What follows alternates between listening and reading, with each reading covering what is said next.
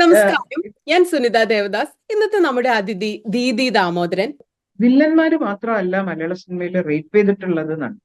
സിനിമയിലെ നായിക നടന്മാരായിട്ടുള്ള എല്ലാവരും സിനിമയിൽ റേപ്പ് ചെയ്തിട്ടുണ്ട്. സിനിമയിൽ ആ തരം ക്യാരക്ടേഴ്സ് എനാക്ട് ചെയ്തിട്ടുണ്ട്. ഈ പറഞ്ഞ ഒരു കാര്യം നായകൻ ചെയ്യുമ്പോൾ അതൊരു കുറ്റം പോലും അല്ല. നായകൻ ചെയ്യുമ്പോൾ അതൊരു സെക്ഷൽ ആക്ട് ആവുകയാണ് ചെയ്യുന്നത്. ഈ നിവിൻ പോളിയുടെ എതിരെ മൊഴി കൊടുത്ത സ്ത്രീ ശരിയാണോ കളവാണോ എന്നൊന്നും അറിയോ അന്വേഷിക്കുകയോ ചെയ്യാനുള്ള ഒരു അപ്പാരറ്റസും നമ്മളെ കയ്യിലില്ല. അതിനുള്ള ശേഷിയൊന്നും നമുക്കില്ലല്ലോ. അതിനാണല്ലോ ഇവിടെ പോലീസും നിയമ സംഹിതയൊക്കെ അല്ല എന്താ പറയാ സിസ്റ്റവും ഒക്കെ ഉള്ളത്. അപ്പൊ നമുക്ക് എന്നോട് ചോദിച്ചപ്പം നമുക്ക് പറഞ്ഞത് ഇത് ഞങ്ങളുടെ ലോകമാണല്ലോ, ഞങ്ങൾക്ക് വേണ്ട സിനിമയൊക്കെ ആയിരിക്കുമല്ലോ ഇവിടെ ഉണ്ടാക്കുന്നത്. ഇനി നിങ്ങൾക്ക് അങ്ങനെ അല്ലാത്ത കാര്യമൊക്കെ പറയണമെങ്കിൽ ഞങ്ങൾ മാറി ചിന്തിക്കണം എന്ന് പറയുന്നതിന് പകരം നിങ്ങൾ തന്നെ ചെയ്താ പോരെ. ഗുൽമോഹർ എന്ന് പറഞ്ഞൊരു സിനിമ വരുമ്പോ അതിൽ ഇങ്ങനത്തെ ഈ മമ്മൂക്ക പറഞ്ഞത് ഇതാണെന്ന് പറഞ്ഞില്ലേ, നിങ്ങൾക്ക് വേണ്ട നിങ്ങളുടെ ഒരു സ്വപ്നം. അപ്പൊ അങ്ങനെ ഒരു സിനിമയായിരുന്നോ ഗുൽമോഹർ? സ്ത്രീകൾക്ക് അഭിനയിക്കാൻ പോലും വളരെ ബുദ്ധിമുട്ടാണ് മലയാള സിനിമയിൽ എന്ന് ഹേമ കമ്മിറ്റി റിപ്പോർട്ട് വന്ന അതേ മലയാള സിനിമയിലെ ചുരുക്കം വനിതാ തിരക്കഥാകൃത്തുക്കളിൽ ഒരാളാണ്. ഇംഗ്ലീഷ് അധ്യാപികയാണ്. മലയാള സിനിമയിലെ പ്രശസ്ത തിരക്കഥാകൃത്ത് ടി ദാമോദരന്റെ മകൾ. ഭർത്താവ് പ്രേംചന്ദിന്റെ ജോൺ സിനിമയുടെ തിരക്കഥാകൃത്ത്. അതിനോടൊപ്പം മകൾ മുക്തയുടെ വരാനിരിക്കുന്ന സിനിമയുടെയും തിരക്കഥാകൃത്ത്. ദീദിയെ കുറിച്ച് പറയാനാണെങ്കിൽ ഒരുപാട് പ്രൊഫൈലുകൾ വ്യത്യസ്ത മേഖലകളിൽ നമുക്ക് പറയാനുണ്ട്. കേരളത്തിലെ ഫെമിനിസ്റ്റ് ധാരകളുടെ മുന്നണി പോരാളിയാണ്. എംഫിൽ പഠനത്തിന് ശേഷം ഫിലിം സ്റ്റഡീസിൽ PhD. ഇങ്ങനെ പലതുമാണ് ദീദി. ഞാൻ ദീദിയുടെ പ്രൊഫൈലിലൂടെ കടന്നു പോകുമ്പോൾ എനിക്ക് എപ്പോഴും ഭയങ്കര ഇൻട്രസ്റ്റിംഗ് എന്ന് പറയാൻ പറ്റില്ല, ഭയങ്കര ഇങ്ങനെ നിന്നു പോകുന്ന ഒരു മൊമെന്റ് ആയിട്ട് തോന്നുന്നതാണ് ഈ സിനിമയിലെ റേപ്പിനെ കുറിച്ചും ബലാത്സംഗങ്ങളെ കുറിച്ചും ദീദി പഠനം നടത്തിയത്. പിന്നെ അതിനുശേഷം റിയൽ ആയിട്ട് കുട്ടികളുടെ എക്സ്പീരിയൻസ് കേൾക്കുന്നത്, ഇത് തമ്മിലുള്ള താരതമ്യം നടത്തുന്നത്. പിന്നെ എന്തോ ചരിത്ര നിയോഗം പോലെ ആയിരിക്കും കുറെ കാലങ്ങൾക്ക് ശേഷം ഇപ്പൊ ഹേമ കമ്മിറ്റി റിപ്പോർട്ട് വരുന്നതും അതിൽ ഇത്തരം പീഡനത്തിനിരയായ സ്ത്രീകളുമായിട്ട് നിരന്തരം സെയിം കാര്യങ്ങൾ സംവദിക്കുന്നതും ഒക്കെ. അപ്പൊ എങ്ങനെയാണ് ഈ ഒരു സിനിമയില് ബലാത്സംഗങ്ങൾ എങ്ങനെയാണ് ചിത്രീകരിച്ചിരിക്കുന്നത് എന്ന് പഠനം നടത്താനുള്ള ഒരു അവസരം ഉണ്ടായത്? ഞാൻ PhD കംപ്ലീറ്റ് ചെയ്തിട്ടില്ല കേട്ടോ. അതിലെ ചാപ്റ്റേഴ്സ് ആണ് ഇങ്ങനെ ഈ റേപ്പൊക്കെ വേറെ വേറെ പുസ്തകങ്ങളിലേക്ക് പോയതാണ്. ഇടയ്ക്ക് ഒരു വൈയായിക വരികയും എന്റെ പഠനം തടസ്സപ്പെടുകയൊക്കെ ചെയ്താണ്. ഈ റേപ്പിനെ പറ്റിയിട്ടുള്ളത്, റേപ്പ് നമ്മളെല്ലാരും ഇപ്പം സീറ്റിൽ ഒരു സിനിമ കാണുമ്പം അതിന്റെ ഒരു കോൺട്രഡിക്ഷൻ അവിടെ. അതായത് സിനിമ കാണുമ്പം നമ്മളെ സീറ്റിന്റെ ബാക്കിൽ ഒരാൾ തൊട്ടാൽ പോലും ആജിറ്റേറ്റഡ് ആവുന്ന നമ്മളാണ് അത്ര ഹീനിയസ് ആയിട്ടുള്ള ഒരു ക്രൈം ഓൺ സ്ക്രീൻ കണ്ട് എൻജോയ് ചെയ്യാൻ പറ്റുന്നത്. നമുക്ക് എണീറ്റ് പോകാൻ തോന്നാത്ത വിധം അതാണ് ആ രീതിയിലാണ് അതിന്റെ ഈസ്തറ്റിക്സ് വർക്ക് ചെയ്തത്. അത് റേപ്പ് ആണെന്ന് പോലും പലപ്പോഴും തോന്നാറില്ല. കാരണം നീലക്കുയില് പോലത്തെ ഒരു സിനിമയില് മഴ നനഞ്ഞ് കയറി വന്ന നായികയെ അയാൾ റേപ്പ് ചെയ്തതാണ് എന്നും അതിലുണ്ടായ കുട്ടിയെ ഡിസോൺ ചെയ്തതാണ് എന്നും അതിന്റെ പേരിൽ എത്തിക്കലായിട്ടുള്ള കാരണം കൊണ്ട് ഒരു ദളിത് സ്ത്രീയെ വഴിയാധാരമാക്കിയതിന്റെ പേരിൽ ആ സിനിമ വിചാരണ ചെയ്യപ്പെട്ടിട്ടേ ഇല്ല. അതിന് സമ്മാനങ്ങൾ കൊടുക്കുക ചെയ്തത് നമ്മള്. അത് മാത്രമല്ല, ആ ആൺകുട്ടിയെ തരിശു ദാമ്പത്യത്തിലേക്ക് സമ്മാനമായിട്ട് കൊടുത്തുകൊണ്ടാണ് സിനിമ അവസാനിക്കുന്നത്. ആ പെർപെട്രേറ്ററിനാണ് ആ കുട്ടിയെ സമ്മാനമായിട്ട് കൊടുക്കുന്നത്. അവിടുന്ന് തുടങ്ങി എല്ലാ സിനിമകളിലെയും റേപ്പ് നോക്കുമ്പം റേപ്പ് ഒരു ലീഗലി നമ്മൾ ചാലഞ്ച് ചെയ്യേണ്ട ഒന്നാണ് എന്നോ അല്ലെങ്കിൽ അതിന്റെ പേരിൽ ശിക്ഷ അനുഭവിക്കേണ്ടതാണ് എന്നോ മലയാള സിനിമയിൽ നമുക്ക് എക്സാമ്പിൾസ് ഇല്ല. അപൂർവമുണ്ട്, പക്ഷെ പൊതുവേ ഇല്ല. അത് വിചാരണ ചെയ്യപ്പെടേണ്ട ഒരു ക്രൈമായിട്ട് നമുക്ക് മലയാള സിനിമ നമ്മളോട് അങ്ങനെ പറയുന്നേ ഇല്ല. ഞാൻ എന്റെ കോൺട്രഡിക്ഷൻ എന്താന്ന് വെച്ചാൽ, ഇപ്പൊ നമുക്കറിയാം ഈ വെസ്ലറൊക്കെ അതിനെ പറ്റിയിട്ട് വജൈന മോണലോഗില് ഈ വാർ ക്യാപ്റ്റീവ്സിന്റെ മറ്റേ റേപ്പിന്റെ അനുഭവങ്ങളൊക്കെ പറഞ്ഞിട്ടുണ്ട്. പക്ഷെ അതൊരു ഫസ്റ്റ് ഹാൻഡ് ഒരു ഇമോഷൻ ഫീലിംഗ് ആയിട്ട് എനിക്ക് തോന്നിയത് ഞാൻ PG പഠിക്കുമ്പോഴാണ് ഇവിടെ ഇന്റർനാഷണൽ വിമൻ കോൺഫറൻസ് നടക്കുന്നത്. അപ്പൊ അതില് എനിക്ക് ഒരു പണി ഏൽപ്പിച്ചിരുന്നു. അതെന്താന്ന് വെച്ചാൽ അവിടെ വന്ന പല പ്രായക്കാരുണ്ട്. എനിക്ക് ഏറ്റവും കൂടുതൽ എഫക്റ്റഡ് ആയത് ചെറിയ കുട്ടികൾ, അണ്ടർ ഏജ് കുട്ടികളുടെ റേപ്പ് അനുഭവം കൂടി നിൽക്കുന്ന അവിടുത്തെ ഡെലിഗേറ്റ്സിന് നമ്മൾ എക്സ്പ്ലെയിൻ ചെയ്ത് കൊടുക്കണമായിരുന്നു, ട്രാൻസ്ലേറ്റ് ചെയ്യണത്.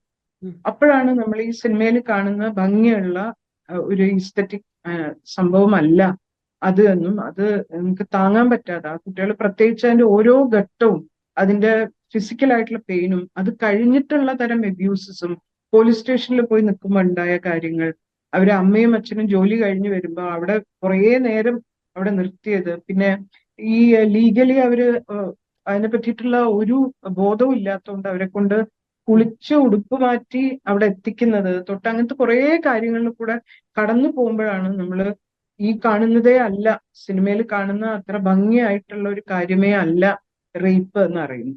സിനിമ നിഷ്ഠൂരമാം വിധം ഈ റേപ്പ് ചെയ്യപ്പെട്ട സ്ത്രീകൾ അതിൽ മിക്ക സിനിമയിലും ഉണ്ട്. ആ സ്ത്രീ പിന്നെ കൺസീവ് ചെയ്യുകയും കുട്ടിയെ വളർത്തുകയും നായകനാണ് റേപ്പ് ചെയ്തതെങ്കിൽ അയാളെ കൊണ്ട് അയാൾക്ക് ആ കുട്ടിയെ സമ്മാനിക്കുകയും ചെയ്യും മിക്കപ്പോഴും. ഇതില് വളരെ കാര്യമായിട്ട് തോന്നിയത് വില്ലന്മാര് മാത്രമല്ല മലയാള സിനിമയിൽ റേപ്പ് ചെയ്തിട്ടുള്ളത് എന്നാണ്. സിനിമയിലെ നായിക നടന്മാരായിട്ടുള്ള എല്ലാവരും സിനിമയിൽ റേപ്പ് ചെയ്തിട്ടുണ്ട്. സിനിമയിൽ ആ തരം ക്യാരക്ടേഴ്സ് എനാക്ട് ചെയ്തിട്ടുണ്ട്. ഈ പറഞ്ഞ ഒരു കാര്യം നായകൻ ചെയ്യുമ്പോൾ അതൊരു കുറ്റം പോലും അല്ല. നായകൻ ചെയ്യുമ്പോൾ അതൊരു സെക്ഷൽ ആക്ട് ആവുകയാണ് ചെയ്യുന്നത്.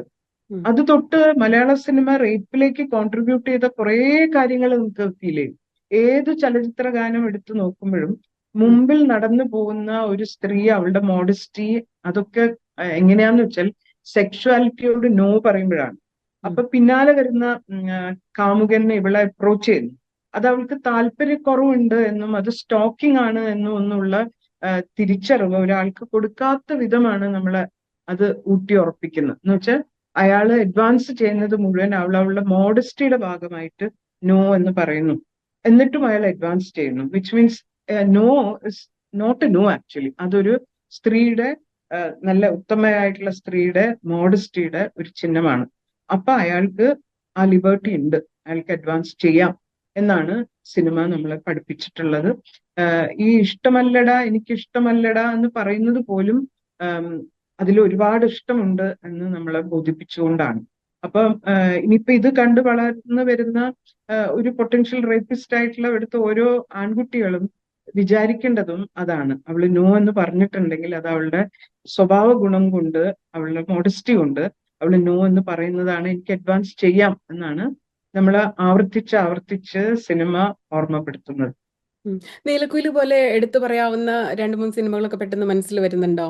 ഇതുപോലെ സന്ദർഭങ്ങൾ ഇപ്പൊ പറഞ്ഞതിനൊക്കെ ഒരുവിധം എല്ലാ സിനിമകളും സിനിമയിലുണ്ട്. അങ്ങനെയാണ് ഉണ്ട്. അതായത് ഇപ്പം എന്റെ ഉപാസന എന്ന് പറഞ്ഞ ഒരു സിനിമ, ഭരതൻ പോലത്തെ ഒരു വലിയ സംവിധായകനോ മറ്റാണ് അത് ഡയറക്ട് ചെയ്തിട്ടുള്ളത്.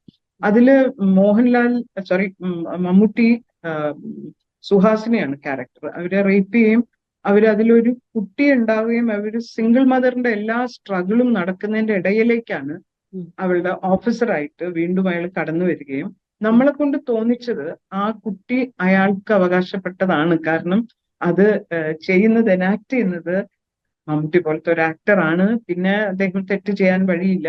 നമ്മളെല്ലാ നിലയ്ക്കുള്ള ഇങ്ങനെയുള്ള പുരുഷ മാതൃകയായതുകൊണ്ട് ഇവൾക്ക് കുട്ടീനെ കൊടുക്കാവുന്നതേ ഉള്ളൂ. ഒരു നല്ല പര്യവസാനം അത് അവരൊന്നിച്ചു കൂടണം എന്ന് പറയുന്നിടത്തായിരിക്കും. അതൊരു സിനിമയിലല്ല. ഇങ്ങനെ റേപ്പ് ചെയ്യപ്പെട്ടിട്ടുള്ള സിനിമ, പ്രത്യേകിച്ച് നായകന്മാരാണ് റേപ്പ് ചെയ്തതെങ്കിൽ അതിന് കുഴപ്പമില്ല എന്ന് തന്നെയാണ് സിനിമ നമ്മളോട് പറഞ്ഞിട്ടുള്ളത്. ഇപ്പോ നല്ല സാമൂഹ്യ ബോധമുള്ള ആളുകളും ഫെമിനിസത്തെ കുറിച്ച് അറിയാവുന്നവര്, പാട്രിയാർക്കിയെ കുറിച്ച് അറിയാവുന്നവര്, റേപ്പിനെ കുറിച്ച് അറിയാവുന്നവര് പോലും സിനിമ കാണുമ്പോൾ ദീദി പറഞ്ഞ പോലെ കുഴപ്പമില്ലാന്ന് തോന്നിയും ഞാനൊക്കെ ഒരുപാട് സിനിമകൾ അങ്ങനെ ആസ്വദിക്കുകയൊക്കെ ചെയ്യുന്നുണ്ട്. നായകന്മാർ ചെയ്യുന്നതുകൊണ്ടാണെന്ന് തോന്നുന്നു, നമുക്ക് ഇഷ്ടമുള്ള നായകന്മാർ ചെയ്യുന്നത്. അതെങ്ങനെയാണ് ആ മൂഡ് സിനിമ ക്രിയേറ്റ് ചെയ്യുന്നത്? നമ്മളിപ്പോ ഒരു നോർമൽ ബോധമുള്ള മനുഷ്യൻ പോയിരിക്കുമ്പോഴും നമുക്കത് ഓക്കെ ആയിട്ട് തോന്നുന്നത് എന്തുകൊണ്ടാ? എങ്ങനെയാ നമ്മളെ അതിലേക്ക് എത്തിക്കുന്നത്?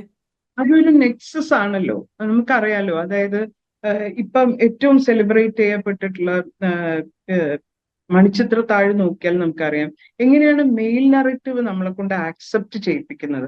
അത് സ്ക്രീൻ പ്ലേയും ക്യാമറയും എല്ലാം കൂടെയാണ്. ഇപ്പം മണിച്ചിത്ര താഴിലെ ഒരു സ്ത്രീ നോർമൽ കൺവെൻഷണൽ ആയിട്ടുള്ള ഈ വൈഫ്ഹുഡ് എന്ന് പറയുന്നതിൽ നിന്നും ജനൽ വഴി പുറത്തേക്ക് നോക്കുന്നു എന്ന് പറഞ്ഞാൽ അവളുടെ ടേസ്റ്റുമായിട്ട് തീരെ ഒത്തുപോകാത്ത ഒരാളാണ് ഭർത്താവ് എന്ന് സിനിമ മുമ്പേ പറയുന്നുണ്ട്.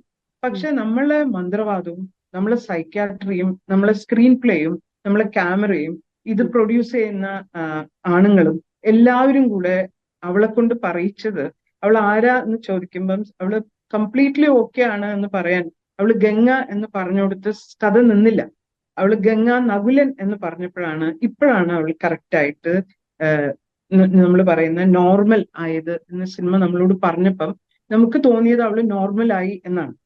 ഒരു സ്ത്രീക്ക്, അത് വല്ല ഫെമിനിസ്റ്റ് ആസ്പിറേഷനും ഉള്ളിലുള്ള ഒരു സ്ത്രീക്ക് തോന്നേണ്ടിയിരുന്നത്, അവർ ഐഡന്റിഫൈ ചെയ്യേണ്ടിയിരുന്നത്, അവള് സിക്ക് അല്ലാതിരുന്ന മൊമെന്റ് എന്ന് പറയുന്നത് അവളുടെ ഉള്ളില് ഒരു നാഗവല്ലി കയറിയപ്പോഴാണ്. ഈ നാഗവല്ലി എന്ന് പറയുന്നത് നമുക്കറിയാം അത് വിഷണ്ടാണ് എന്നും, നാഗവല്ലി എന്ന് പറഞ്ഞാൽ ഒരു സ്ത്രീയെ ബാധിക്കുന്ന ഒരു മറ്റേതാണ് എന്ന് വെച്ചാൽ പൊസസ്ഡ് ആവുന്നത് എപ്പോഴാണ്, അത് കമ്മ്യൂണിസത്തിനെ പറ്റി പറഞ്ഞ പോലെയാണ്, ഭൂതാവിഷ്ടരാവുന്നത് പോലെയാണ്. ആ ആ പൊസസീവ് എന്താ പറയാ, നമ്മൾ പൊസസ്ഡ് ആവുന്ന അവസ്ഥയാണ്. ഒരു സ്ത്രീ പൊസസ്ഡ് ആവുമ്പോഴാണ് അവളെ ക്യൂർ ചെയ്യേണ്ടതുണ്ട് എന്ന് സിനിമയ്ക്കും ലോകത്തിനും മനസ്സിലാവുന്നത്. നമ്മളെല്ലാവരും ആഗ്രഹിച്ചത് അവള് കവിത വായിക്കുന്ന, കവിത എഴുതുന്ന അപ്പുറത്തെ വീട്ടിലെ ആളെ നോക്കരുത്, അവള് ഈ വളരെ ജോലി തിരക്കുള്ള, എപ്പോഴെങ്കിലും മാത്രം അവളോട് ഒരു ഫ്രണ്ടിനെ പോലെ സംസാരിക്കുന്ന, പലപ്പോഴും ബെഡ്റൂം സീൻ കാണിക്കുമ്പോഴും നമ്മൾ കണ്ടു അവള് ബെഡിൽ കിടക്കുകയും അയാൾ ജോലി ചെയ്യുകയും ചെയ്തുകൊണ്ടിരിക്കുകയായിരുന്നു. അഡ്രസ് ചെയ്യപ്പെടാത്ത കുറേ ഏരിയ ഉണ്ടായിരുന്നു. പക്ഷെ നമ്മളെ കൊണ്ട് അത് ആക്സെപ്റ്റ് ചെയ്യിപ്പിച്ചത്, അവളെ ക്യൂർ ചെയ്യേണ്ട ഒരു ഇൽനെസ് ഉണ്ട് എന്ന് നമ്മളെ കൊണ്ട് തോന്നിച്ചത്, അവള് പലതവണ പറഞ്ഞു ഇനിയും എന്നെ വിടില്ലേ എന്നാണ് അവള് ചോദിച്ചത്. അത് നാഗവല്ലി മുതൽ ചോദിക്കാൻ തുടങ്ങിയതാണ്. പുതിയ ജനറേഷനിലെ ഗംഗ വന്നപ്പോഴും ചോദിച്ചു ഇനിയും എന്നെ വെറുതെ വിടില്ലേ എന്ന് ചോദിച്ചത്. അവസാനം നിവൃത്തികെട്ട് താണ്ഡവം ആടിയപ്പം നമുക്കറിയാം എങ്ങനെയാണ് സ്ക്രീൻ പ്ലേയും സൈക്കാട്രിയും, നമ്മൾ ആലോചിക്കേണ്ടത് മന്ത്രവാദവും സൈക്കാട്രിയും ഒക്കെ ഒന്നിച്ച് കൈപിടിച്ചിട്ടാണ് അവളെ നോർമൽ ആക്കിയിട്ട് ഏറ്റവും അവസാനം ഗംഗ നകുലൻ എന്ന് തന്നെ പേര് പറയിച്ച് സിനിമ അവസാനിപ്പിച്ചത്. ഇത്തരം ആക്സെപ്റ്റബിലിറ്റി ഉണ്ടല്ലോ, അത് തന്നെയാണ് ലെജിറ്റിമൈസേഷൻ ഓഫ് റേപ്പ് എന്ന് പറയുന്നത്. റേപ്പ് ഒരു ഹീനകൃത്യമായിട്ട് തോന്നാത്ത വിധമാണ് സിനിമ നമ്മളെ ആവർത്തിച്ച് പറഞ്ഞിട്ടുള്ളത്. അതുകൊണ്ടാണ് നമ്മൾ ഈ സിനിമാ നടികൾ ആത്മഹത്യ ചെയ്യുമ്പോഴും മറ്റേതും ഒക്കെ മറ്റൊരു സിനിമാ കഥ പോലെ അത്ര ലാഘവത്തോടെ നമുക്ക് പറയാൻ പറ്റുന്നത് അതിന്റെ കണ്ടിന്യൂഷൻ തന്നെയാണ്. നമ്മൾ കണ്ടുകൊണ്ടിരിക്കുന്ന സിനിമയിൽ നിന്നും ഒരു നടി പുറത്തേക്ക് ഇറങ്ങി ആ നറേറ്റീവ് കണ്ടിന്യൂ ചെയ്യുന്നത് പോലെയാണ്. അതുകൊണ്ടാണ് നമുക്ക് കഴിഞ്ഞ ദിവസം സിനിമയിൽ ഈ ഇങ്ങനെ ഹേമ ഉണ്ടാവും. കമ്മിറ്റി റിപ്പോർട്ടൊക്കെ വന്ന ദിവസം മാധ്യമങ്ങളോട് സംസാരിക്കുമ്പോൾ ഇപ്പൊ ജോമോള് പറഞ്ഞല്ലോ എനിക്ക് അങ്ങനെ അനുഭവങ്ങളില്ല എന്ന് പറഞ്ഞപ്പോ ദീദി അതിന് റെസ്പോണ്ട് ചെയ്യുമ്പോൾ ദീദി പറയുന്നുണ്ടായിരുന്നു അപ്പൊ നമുക്ക് അനുഭവങ്ങൾ വേണ്ട, പക്ഷെ ലേഖയുടെ മരണം ഫ്ലാഷ് ബാക്ക് ഒരു സിനിമ വന്നിട്ടുണ്ടല്ലോ ഇവിടെ, അതൊക്കെ അതിന്റെ കഥകളായിരിക്കില്ല, അങ്ങനെ ഇത്തരം കാര്യങ്ങളൊക്കെ എടുത്തു പറയുന്നുണ്ടായിരുന്നു ഇതുമായിട്ട് കണക്ട് ചെയ്ത് ചിന്തിച്ചാലല്ലേ. അതിപ്പം ഒരാളുടെ പേര് പറയുന്നതിൽ കാര്യമില്ല. അങ്ങനെ പറയുന്ന എല്ലാ സ്ത്രീകളും നമുക്ക് ആലോചിച്ചാൽ അറിയാം. ഇപ്പൊ ഞാനടക്കം എന്റെ ഉള്ളിലും നമ്മൾ ക്യാരി ചെയ്യുന്ന കുറെ വാല്യൂസ് ഉണ്ടല്ലോ, പാട്രിയാർക്കൽ വാല്യൂ ഉണ്ടല്ലോ. അത് എന്നെ ആണിനെ പോലെ പെരുമാറുന്ന ആളാവും. ആ മൂല്യബോധത്തിൽ നിന്നിട്ട് എന്നെ കൊണ്ട് ആ രീതിയിൽ പെരുമാറുകയും സംസാരിപ്പിക്കുകയും ഒക്കെ ചെയ്യും. അതൊരു സ്ത്രീ സംസാരിക്കുമ്പോൾ നമ്മൾ മനസ്സിലാക്കണം ആ സ്ത്രീ അല്ല നമ്മളോട് സംസാരിക്കുന്നത്. ഏത് സ്ത്രീ വിരുദ്ധത സംസാരിക്കുന്ന ആളും നമുക്ക് അറിയാവുന്ന പോലെ അതൊരു പാട്രിയാർക്കൽ ഏജൻസി ഏറ്റെടുത്ത് അവര് അതിന്റെ മൗത്ത് പീസ് ആവുക മാത്രമാണ് ചെയ്യുന്നത്. ഒരു സ്ത്രീക്ക് എനിക്ക് മനസ്സിലാവും സുനിതയ്ക്ക് എന്തെങ്കിലും വിഷമം ഉണ്ടെങ്കിൽ അത് പറഞ്ഞാൽ, എന്റെ വിഷമം പറഞ്ഞാൽ തിരിച്ചും മനസ്സിലാവും. അതല്ലാത്തൊരു കാര്യം ഉണ്ടെങ്കിൽ ഇന്റർഫിയറൻസ് ആണ്. എന്തിന്റെ ഇന്റർഫിയറൻസ് ആണ്? നമ്മളെ തന്നെ ഉള്ളിൽ കിടക്കുന്ന കുറെ തിരിശേഷിപ്പുകൾ ഉണ്ടാവുമല്ലോ. പാട്രിയാർക്കി ആണല്ലോ നമ്മളെ ഊട്ടി വളർത്തിയത്. നമ്മളാക്കിയതിൽ നമ്മളെ ഭാഗത്തുനിന്ന് വാഷ് ഓഫ് ചെയ്യാൻ പറ്റാത്ത കുറെ കാര്യങ്ങൾ ഉണ്ടാവും. അത് കൂടിയും കുറഞ്ഞു വയ്ക്കും, അതിന്റെ ഡിഗ്രി കൂടുതലും കുറഞ്ഞുമായിട്ടിരിക്കും. ആ കൂടുമ്പോഴാണ് ആൾക്കാര് സ്ത്രീകൾക്ക് തന്നെ എതിരായിട്ടൊക്കെ സംസാരിക്കേണ്ടി വരുന്നത്. അത് അവരെ അല്ല എന്ന് വിചാരിച്ചാൽ നമുക്ക് അവരോട് വ്യക്തിപരമായിട്ടൊരു ശത്രുതയും തോന്നേണ്ട കാര്യമില്ല. അവര് വേറെ ആർക്കോ വേണ്ടി അവര് പോലും അറിയാതെ ചിലപ്പോൾ അറിഞ്ഞുകൊണ്ടോ ഒക്കെ സംസാരിക്കുന്നതായിരിക്കും. അങ്ങനെയാണ് ഞാൻ ജോമോള കൂട്ടത്തിൽ വളരെ ജൂനിയർ ആയിട്ടുള്ള. അല്ല അത് അങ്ങനെ തന്നെയാണ്. ഈ പേരുകൾക്കൊന്നും ഒരു പ്രസക്തി ഇല്ല. ഞാൻ പെട്ടെന്ന് വന്നൊരു പേര് പെട്ടെന്ന് ഓർമ്മയെന്ന് പറഞ്ഞു എന്നേയുള്ളൂ. ഇപ്പൊ റേപ്പിനെ സിനിമയിൽ ചിത്രീകരിക്കുന്ന കാര്യം പറഞ്ഞല്ലോ, അതുപോലെ തന്നെയാണ് ഫെമിനിസത്തേക്ക് ഒരു കാലത്ത് ചിത്രീകരിച്ചിരുന്നത്. ഈ ഫെമിനിസ്റ്റ് വിളിയിലേക്ക് ഇതിലേക്കും ഇപ്പോ ചില പ്രത്യേക വേഷവിധാനങ്ങളിലൂടെയൊക്കെ. അപ്പൊ ദീദിയൊക്കെ ഫെമിനിസ്റ്റ് പിന്നെ ഇവിടുത്തെ പ്രവർത്തനങ്ങൾ കേരളത്തിൽ അറ്റ്ലീസ്റ്റ് ആദ്യത്തെയൊക്കെ എല്ലാ ചീത്തവിളികളും കേട്ട ആളായിരിക്കും അല്ലേ? അപ്പൊ അതില് ഈ സ്വാധീനം തോന്നിയിട്ടുണ്ടോ, സിനിമകളാണ് നമ്മളെ ചീത്തയിപ്പിക്കുന്നതെന്ന്? സിനിമകൾ മാത്രമല്ല, അങ്ങനെ ഒരു പൊതുബോധം ഉണ്ടല്ലോ. അതായത് ഞാനിപ്പം ഡിഗ്രി ഫസ്റ്റ് ഇയർ ജോയിൻ ചെയ്യുന്ന കുട്ടികളോട് പ്രത്യേകിച്ച് ജെൻഡർ സ്റ്റഡീസ് ഒക്കെ പഠിപ്പിക്കുമ്പം ആദ്യം ചോദിക്കുന്ന ചോദ്യം ഈ ക്ലാസ്സിൽ എത്ര ഫെമിനിസ്റ്റുകൾ ഉണ്ട് എന്നാണ്. ഒരാൾ പോലും ഗേൾസ് ഇൻക്ലൂഡ് കൈപൊക്കാറില്ല. വളരെ അപൂർവമായിട്ട് ചില കുട്ടികൾ പറയും ഞാൻ എന്റെ ചില പ്രവൃത്തിയൊക്കെ കണ്ട് വീട്ടിൽ നിന്ന് പറയാറുണ്ട് നീ ഒരു ഫെമിനിസ്റ്റ് പോലെയാണല്ലോ സംസാരിക്കുന്നതെന്നൊക്കെ ഇത് കുട്ടികൾ ഡിഗ്രി പറയും. ക്ലാസ്സിലെ കുട്ടികളാണോ? ഡിഗ്രിക്ക് വരുന്ന ആ 18 വയസ്സുള്ള ഡിഗ്രി കുട്ടികളോട്? UG ഒക്കെ പഠിക്കുന്നു. പക്ഷെ ഡിഗ്രി കഴിയുമ്പം അവസാനത്തെ ക്ലാസ്സിലും ഞാൻ ഇതേ ചോദ്യം ആവർത്തിക്കും. മിക്കപ്പോഴും മുഴുവൻ ക്ലാസ്സോ അല്ലെങ്കിൽ മെജോറിറ്റി ഓഫ് ദി ക്ലാസ്സോ ഞങ്ങൾ ഫെമിനിസ്റ്റുകളാണ് എന്ന് കൈപൊക്കുകയും അതെന്താണ് എന്ന് തിരിച്ചറിയുകയും ചെയ്യും. അതായത് മനുഷ്യത്വം എന്ന് പറയുന്ന ആ ഒരു വാല്യൂ ഉള്ളിലുണ്ടെങ്കിൽ അവർക്ക് they are bound to be a feminist. കാരണം സ്ത്രീകളും മനുഷ്യരാണ് എന്ന തിരിച്ചറിവാണ് ഒരാളെ ഫെമിനിസ്റ്റ് ആക്കുന്നത്. സ്ത്രീയുടെ ഡിഗ്നിറ്റിയെ പറ്റി പറയുന്നതിന്റെ പേരാണ് ഫെമിനിസം. സ്ത്രീയെ ഈക്വൽ ആയിട്ട് നിങ്ങളെ പോലെ തന്നെ ഒരു മനുഷ്യയായിട്ട് കാണേണ്ടതുണ്ട് എന്ന് പറഞ്ഞാൽ നിങ്ങൾ ഫെമിനിസ്റ്റ് ആയി. അപ്പൊ അതൊരു മോശം വാക്കായിട്ട് നമ്മളെ കൊണ്ട് പറയിപ്പിക്കുകയും നമ്മളെ കൊണ്ട് വിചാരിപ്പിക്കുകയും അയ്യോ നല്ല ഫെമിനിസ്റ്റ് റൈറ്റിംഗ് ഒക്കെ നടത്തുന്ന ചില സ്ത്രീകള് ഫെമിനിസ്റ്റ് അല്ല എന്ന് പറയുന്നതിന് മുമ്പ് പലപ്പോഴും അയ്യോ എന്നും കൂടെ ചേർക്കാം. അയ്യോ ഞാൻ ഫെമിനിസ്റ്റ് അല്ല എന്ന് പറയാറുണ്ട്. അത് പക്ഷെ ഞാനിപ്പോ ഇക്കഴിഞ്ഞ ദിവസം ഇപ്പൊ ഈ ഒരാഴ്ചക്കുള്ളിൽ ഞാൻ എന്റെ യൂട്യൂബിന്റെ ഒരു വീഡിയോന്റെ താഴെ കണ്ടു, എന്താണ് സുനിത ഇത്, ഒരിക്കലും സുനിതയിൽ നിന്ന് ഇത് പ്രതീക്ഷിച്ചില്ല, ചില ഫെമിനിസ്റ്റുകളെ പോലെയാണല്ലോ സുനിത സംസാരിക്കുന്നതെന്ന് ശരിക്കും ഇട്ടിരിക്കുകയാണ് കമന്റ്. ഇപ്പോഴും അങ്ങനെ ശരിക്കും ആളുകള് അതെന്തോ ചീത്ത കാര്യമാണ്, അപ്പൊ നമ്മൾ അങ്ങനെയല്ല, അങ്ങനെ സംസാരിക്കാൻ ഞാൻ എന്തോ വഴി തെറ്റി എന്തോ പോയിട്ട് എന്തോ ഫെമിനിസ്റ്റുകളെ പോലെ സംസാരിക്കുകയാണല്ലോ എന്ന് പറയാം. അപ്പൊ എനിക്ക് ഭയങ്കര അപമാനം തോന്നി. അപ്പൊ ഞാൻ ഇത്രയും ദിവസം കൊടുത്തോണ്ടിരുന്ന മെസ്സേജ് എന്തായിരുന്നു എന്ന് ഓർത്തിട്ട് ഈ കമന്റ് കണ്ടിട്ട് ഭയങ്കര നാണം തോന്നിപ്പോയി. അപ്പൊ ഇതുവരെ അത് മനസ്സിലായിട്ടില്ലേ? അത് കണ്ടുപിടിച്ച് കളഞ്ഞല്ലോ എന്നാണല്ലേ? അത് ഓൺ ചെയ്യുന്നതോട് കൂടെ അവസാനിക്കുന്നതാണ് ആ പ്രശ്നം തോന്നി. നിങ്ങളൊരു ഫെമിനിസ്റ്റ് ആണെന്ന് തോന്നുന്നല്ലോ എന്ന് പറഞ്ഞാൽ നമ്മൾ ആക്സെപ്റ്റബിലിറ്റി കുറയും. നമ്മൾ എന്തോ റോങ് ലീഗിൽ ചേർന്ന പോലെയാണ്. അപ്പോ ആക്സെപ്റ്റബിലിറ്റിക്ക് വേണ്ടി നമ്മൾ അങ്ങനെ തോന്നിക്കും, പക്ഷെ ആക്ച്വലി ഞാൻ അതല്ല എന്നൊക്കെ പറഞ്ഞു നിൽക്കേണ്ടി വരും. പക്ഷെ സ്ത്രീകളെ അടുത്തറിയുമ്പം എനിക്ക് ഭയങ്കര ഇഷ്ടം തോന്നിയിട്ടുള്ളത് ഫെമിനിസ്റ്റ് അല്ല എന്ന് പറഞ്ഞുകൊണ്ട് എല്ലാ ഫെമിനിസ്റ്റ് കാര്യങ്ങളും നടത്തിയെടുക്കുന്ന ഗൊറില്ല വാർഫെയർ കൊണ്ട് നടക്കുന്ന സ്ത്രീകളാണ്. ഗൊറില്ല ഗേൾസ് എന്ന് പറഞ്ഞിട്ടൊരു സിനിമ എടുത്താലോന്ന് ആലോചിക്കുന്നുണ്ട്. കാരണം ഇത് ഭയങ്കര കുലസ്ത്രീയായിട്ടും മറ്റേതായിട്ടും ഒക്കെ നടിക്കുകയും എല്ലാ കാര്യങ്ങളും കൃത്യമായിട്ട് വളരെ ഫെമിനിസ്റ്റിക് ആയിട്ട് നടത്തിയെടുക്കുകയും ചെയ്യുന്നതും മുന്നണി പോരാളികളായിട്ടുള്ളവർക്ക് പലപ്പോഴും ജീവിതത്തില് വലിയ നഷ്ടങ്ങളും നമ്മള് കണ്ടമാനം സാക്രിഫൈസസ് ഒക്കെ ആവശ്യം വരും. അപ്പൊ കൂട്ടത്തിൽ ഭേദപ്പെട്ട ഒരു കാര്യമാണ് ഈ ഗൊറില്ല വാർഫെയർ. അങ്ങനെ ചെയ്യുന്ന കുറെ അങ്ങനെ കുറെ പേരെ സ്ത്രീകൾ കാണാറുണ്ട്, ശരിക്കും അങ്ങനെ കാണാറുറുണ്ട്. അപ്പൊ അവരുടെ കൂടെ ജീവിക്കുന്നവരോ വീട്ടിലുള്ളവരോ പോലും അറിയുന്നില്ല ഇവര്. അത് ഭയങ്കര ഞാനിത് അങ്ങനത്തെ ആൾക്കാരോടാണ് ബഹുമാനം. പക്ഷെ അതേസമയം ഇവര് പുറത്തേക്ക് ഇങ്ങനെ ചില സാധനങ്ങളിലൂടെ അങ്ങനെ അവരുടെ വേഷം ഇതാ എന്തെങ്കിലുമൊക്കെ ചില ആചാരങ്ങളും അനുഷ്ഠാനങ്ങളും ഒക്കെ ആയിട്ട് അവരുടെ മറ്റേ റോള് ഭംഗിയായി നിർവഹിക്കുകയും എല്ലാ ചിന്തകളിലും കാര്യങ്ങളിലും അങ്ങനെ ഇരിക്കുന്നത് കണ്ടിട്ടുണ്ട്. ഇത് എങ്ങനെയാണ് ദീദി, എങ്ങനെയാണ് ഈ ഒരു ഫെമിനിസ്റ്റ് ആവുന്നത്? എങ്ങനെയാണ് അന്തസ്സോടുകൂടി വളരെ ചെറുപ്പത്തിൽ തൊട്ട് തന്നെ ആണെന്ന് പറയുന്നതൊക്കെ? ആജിതേച്ചിയുടെ ഒക്കെ സ്വാധീനം ഉണ്ടോ? അന്വേഷിയോ? എങ്ങനെ, ഏതാണ് തുടക്കത്തിലുള്ള ഒരു സ്വാധീനം? അതായത് ഞാൻ അച്ഛൻ സ്ത്രീവിരുദ്ധ ഡയലോഗൊക്കെ ഉള്ള സിനിമകളൊക്കെ ചെയ്തിട്ടുണ്ടാവും. പക്ഷെ ഇന്നല്ലെങ്കിൽ നാളെ എന്ന് പറഞ്ഞിട്ടൊരു സിനിമ ചെയ്തിട്ടുണ്ട്. 8ാം ക്ലാസ്സിൽ ഞാൻ പഠിക്കുമ്പോഴാണ്. അപ്പൊ അതില് നമ്മളെ സ്കൂളില് നമ്മളെ കുറെ പെൺകുട്ടികളെ ഒന്നിച്ച് പുറത്തേക്ക് ഓടുന്നതിൽ ഞാനൊക്കെ ഉണ്ട്. പോസ്റ്ററിലൊക്കെ അന്ന് ചെറിയ ഞാനൊക്കെ ഉണ്ടായിരുന്നു. അതിന്റെ താഴെ സിനിമ എൻഡ് ചെയ്യുമ്പോൾ എഴുതി കാണിക്കുന്നത് ഇവരോടെങ്കിലും കരുണ കാണിക്കൂ എന്ന് പറഞ്ഞിട്ട് സിനിമ അവസാനിക്കുന്നത്. സത്യത്തില് 7ാം ക്ലാസ്സിന്റെ വെക്കേഷൻ മുതലാണ് ഞാൻ അച്ഛന്റെ സ്ക്രൈബായിട്ട് ഇരുന്ന് തുടങ്ങിയത്. കാരണം അമ്മയായിരുന്നു സ്ഥിരമായിട്ട് എഴുതി കൊടുക്കുക, ഭയങ്കര നല്ല ഹാൻഡ് റൈറ്റിംഗ്. പക്ഷെ അമ്മ വെട്ടിയാൽ വീണ്ടും ആ പേജ് തിരുത്തി എഴുതാൻ റെഡിയല്ല. അമ്മ തമ്മിൽ ഫൈറ്റ് ആവും, അങ്ങനെയൊക്കെ മതി എന്നൊക്കെ പറയും. അപ്പൊ അനുസരിപ്പിച്ച് എഴുതിക്കാൻ വേണ്ടിയിട്ടാണ് നമ്മള് പറയുമ്പോൾ കൂടിപ്പോകുമെന്ന് അറിയില്ല. കാരണം 4 വയസ്സിൽ ഞാൻ കാലിൽ ചിലങ്ക അണിഞ്ഞു പോലെ ആയിപ്പോവും. പക്ഷെ സംഭവം 7ാം ക്ലാസ്സിന്റെ വെക്കേഷനിൽ ഈ നാടിന്റെ ഡയലോഗ്സ് ഉണ്ടായിരുന്നു. അത് എഴുതിയിട്ടാണ് ഞാൻ അച്ഛന്റെ സ്ക്രൈബായിട്ട് ഇരുന്ന് തുടങ്ങുന്നത്. പിന്നെ വളരെ വെടുപ്പായിട്ട് എഴുതി അച്ഛൻ ഡിക്റ്റേറ്റ് ചെയ്യാൻ നമ്മൾ എഴുതുക. ആദ്യമൊക്കെ അത് വാക്ക് തെറ്റാതെ എഴുതുകയും പിന്നെ ഒരു ഘട്ടം കഴിയുമ്പം നമ്മൾ അത് ചോദ്യം ചെയ്യാൻ തുടങ്ങുകയും ചെയ്തിട്ടുണ്ട്. കുറച്ച് ബോധമായി കഴിയുമ്പോൾ എഴുതിയത് പകർത്തി എഴുതുകയാണോ ചെയ്യുക, അതോ പറഞ്ഞു തരികയാണോ ചെയ്യുക? പറഞ്ഞു തരുന്ന എഴുതുക, പറഞ്ഞു തരാ, ഡിക്റ്റേറ്റ് ചെയ്യുക. അപ്പൊ അതിന്റെ ഇടയിൽ നമ്മൾ എന്തെങ്കിലും ഒരു കാര്യം ചോദിച്ചാൽ തന്നെ അച്ഛൻ അപ്സെറ്റ് ആവും. ആ തോട്ട് പ്രോസസ്സ് തെറ്റി എന്നൊക്കെ പറയും. അപ്പം ഒക്കെ കഴിഞ്ഞിട്ട് മുതിർന്നപ്പം നമ്മൾ ഇതെങ്ങനെയാണ് ഇവളിങ്ങനെ പറയാ, ഇങ്ങനെ അല്ലല്ലോ അവൾ പറയേണ്ടത് തുടങ്ങിയിട്ടുള്ള കാര്യങ്ങളിലൊക്കെ നമുക്ക് ഇടപെടാൻ പറ്റിയിട്ടുണ്ട്. അതിന്റെ മേലെ അച്ഛനോട് തന്നെ നമുക്ക് ഫൈറ്റ് ചെയ്യാൻ പറ്റിയിട്ടുണ്ട്.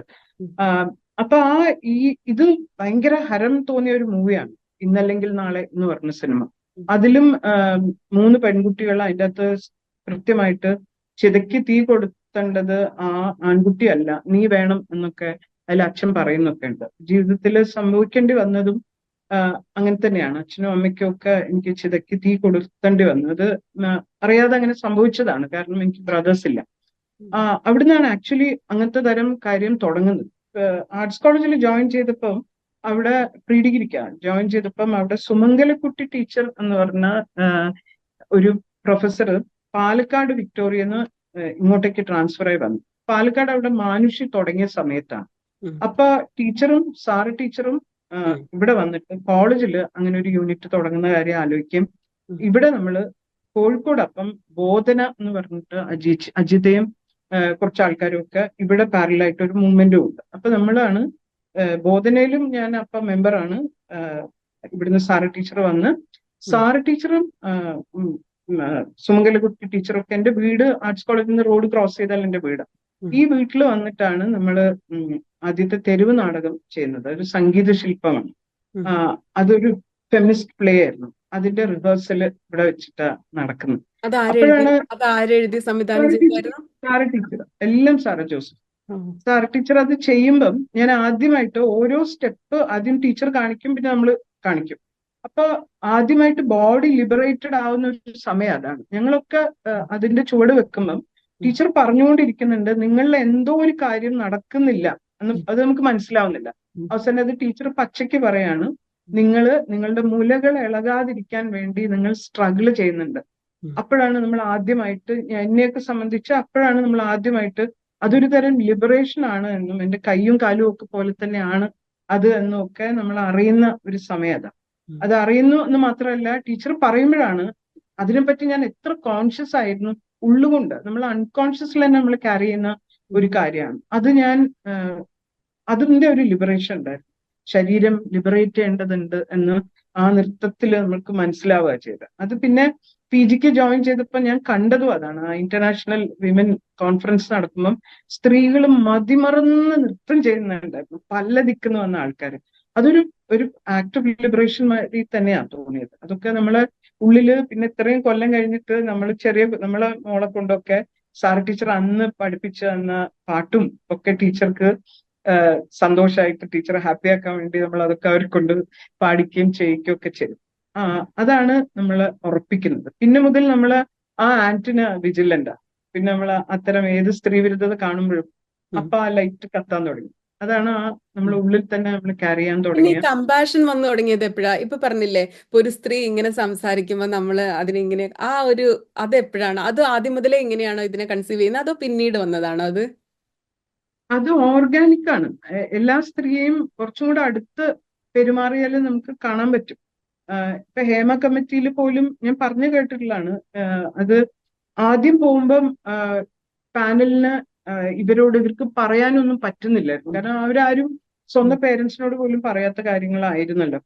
വീട്ടിലോ വേണ്ടപ്പെട്ടവരോടോ പറയാത്തതാണ്. പക്ഷെ ഒരു പോയിന്റ് കഴിഞ്ഞപ്പം ഞാൻ നേരത്തെ പറഞ്ഞ ആ ഓർഗാനിക് ഹാപ്പനിങ് ഉണ്ടല്ലോ, നമ്മൾ കൺഫൈഡ് ചെയ്യുന്നത്, നമ്മൾ ഇമോഷൻ മനസ്സിലാവുന്ന ഒരു പാനലിന്റെ മുമ്പിലാണ്. അതുകൊണ്ടാണ് പലർക്കും പലതും അവിടെ തുറന്നു പറയാൻ പറ്റിയത്. അത് ആ പാനൽ ഹേമയെ പറ്റി അതുപോലെ ഞാൻ എപ്പോഴും വിചാരിക്കും, ജസ്റ്റിസ് ഹേമ ഒരു ഭയങ്കര അങ്ങനത്തെ സ്ത്രീ ആയിരുന്നോ?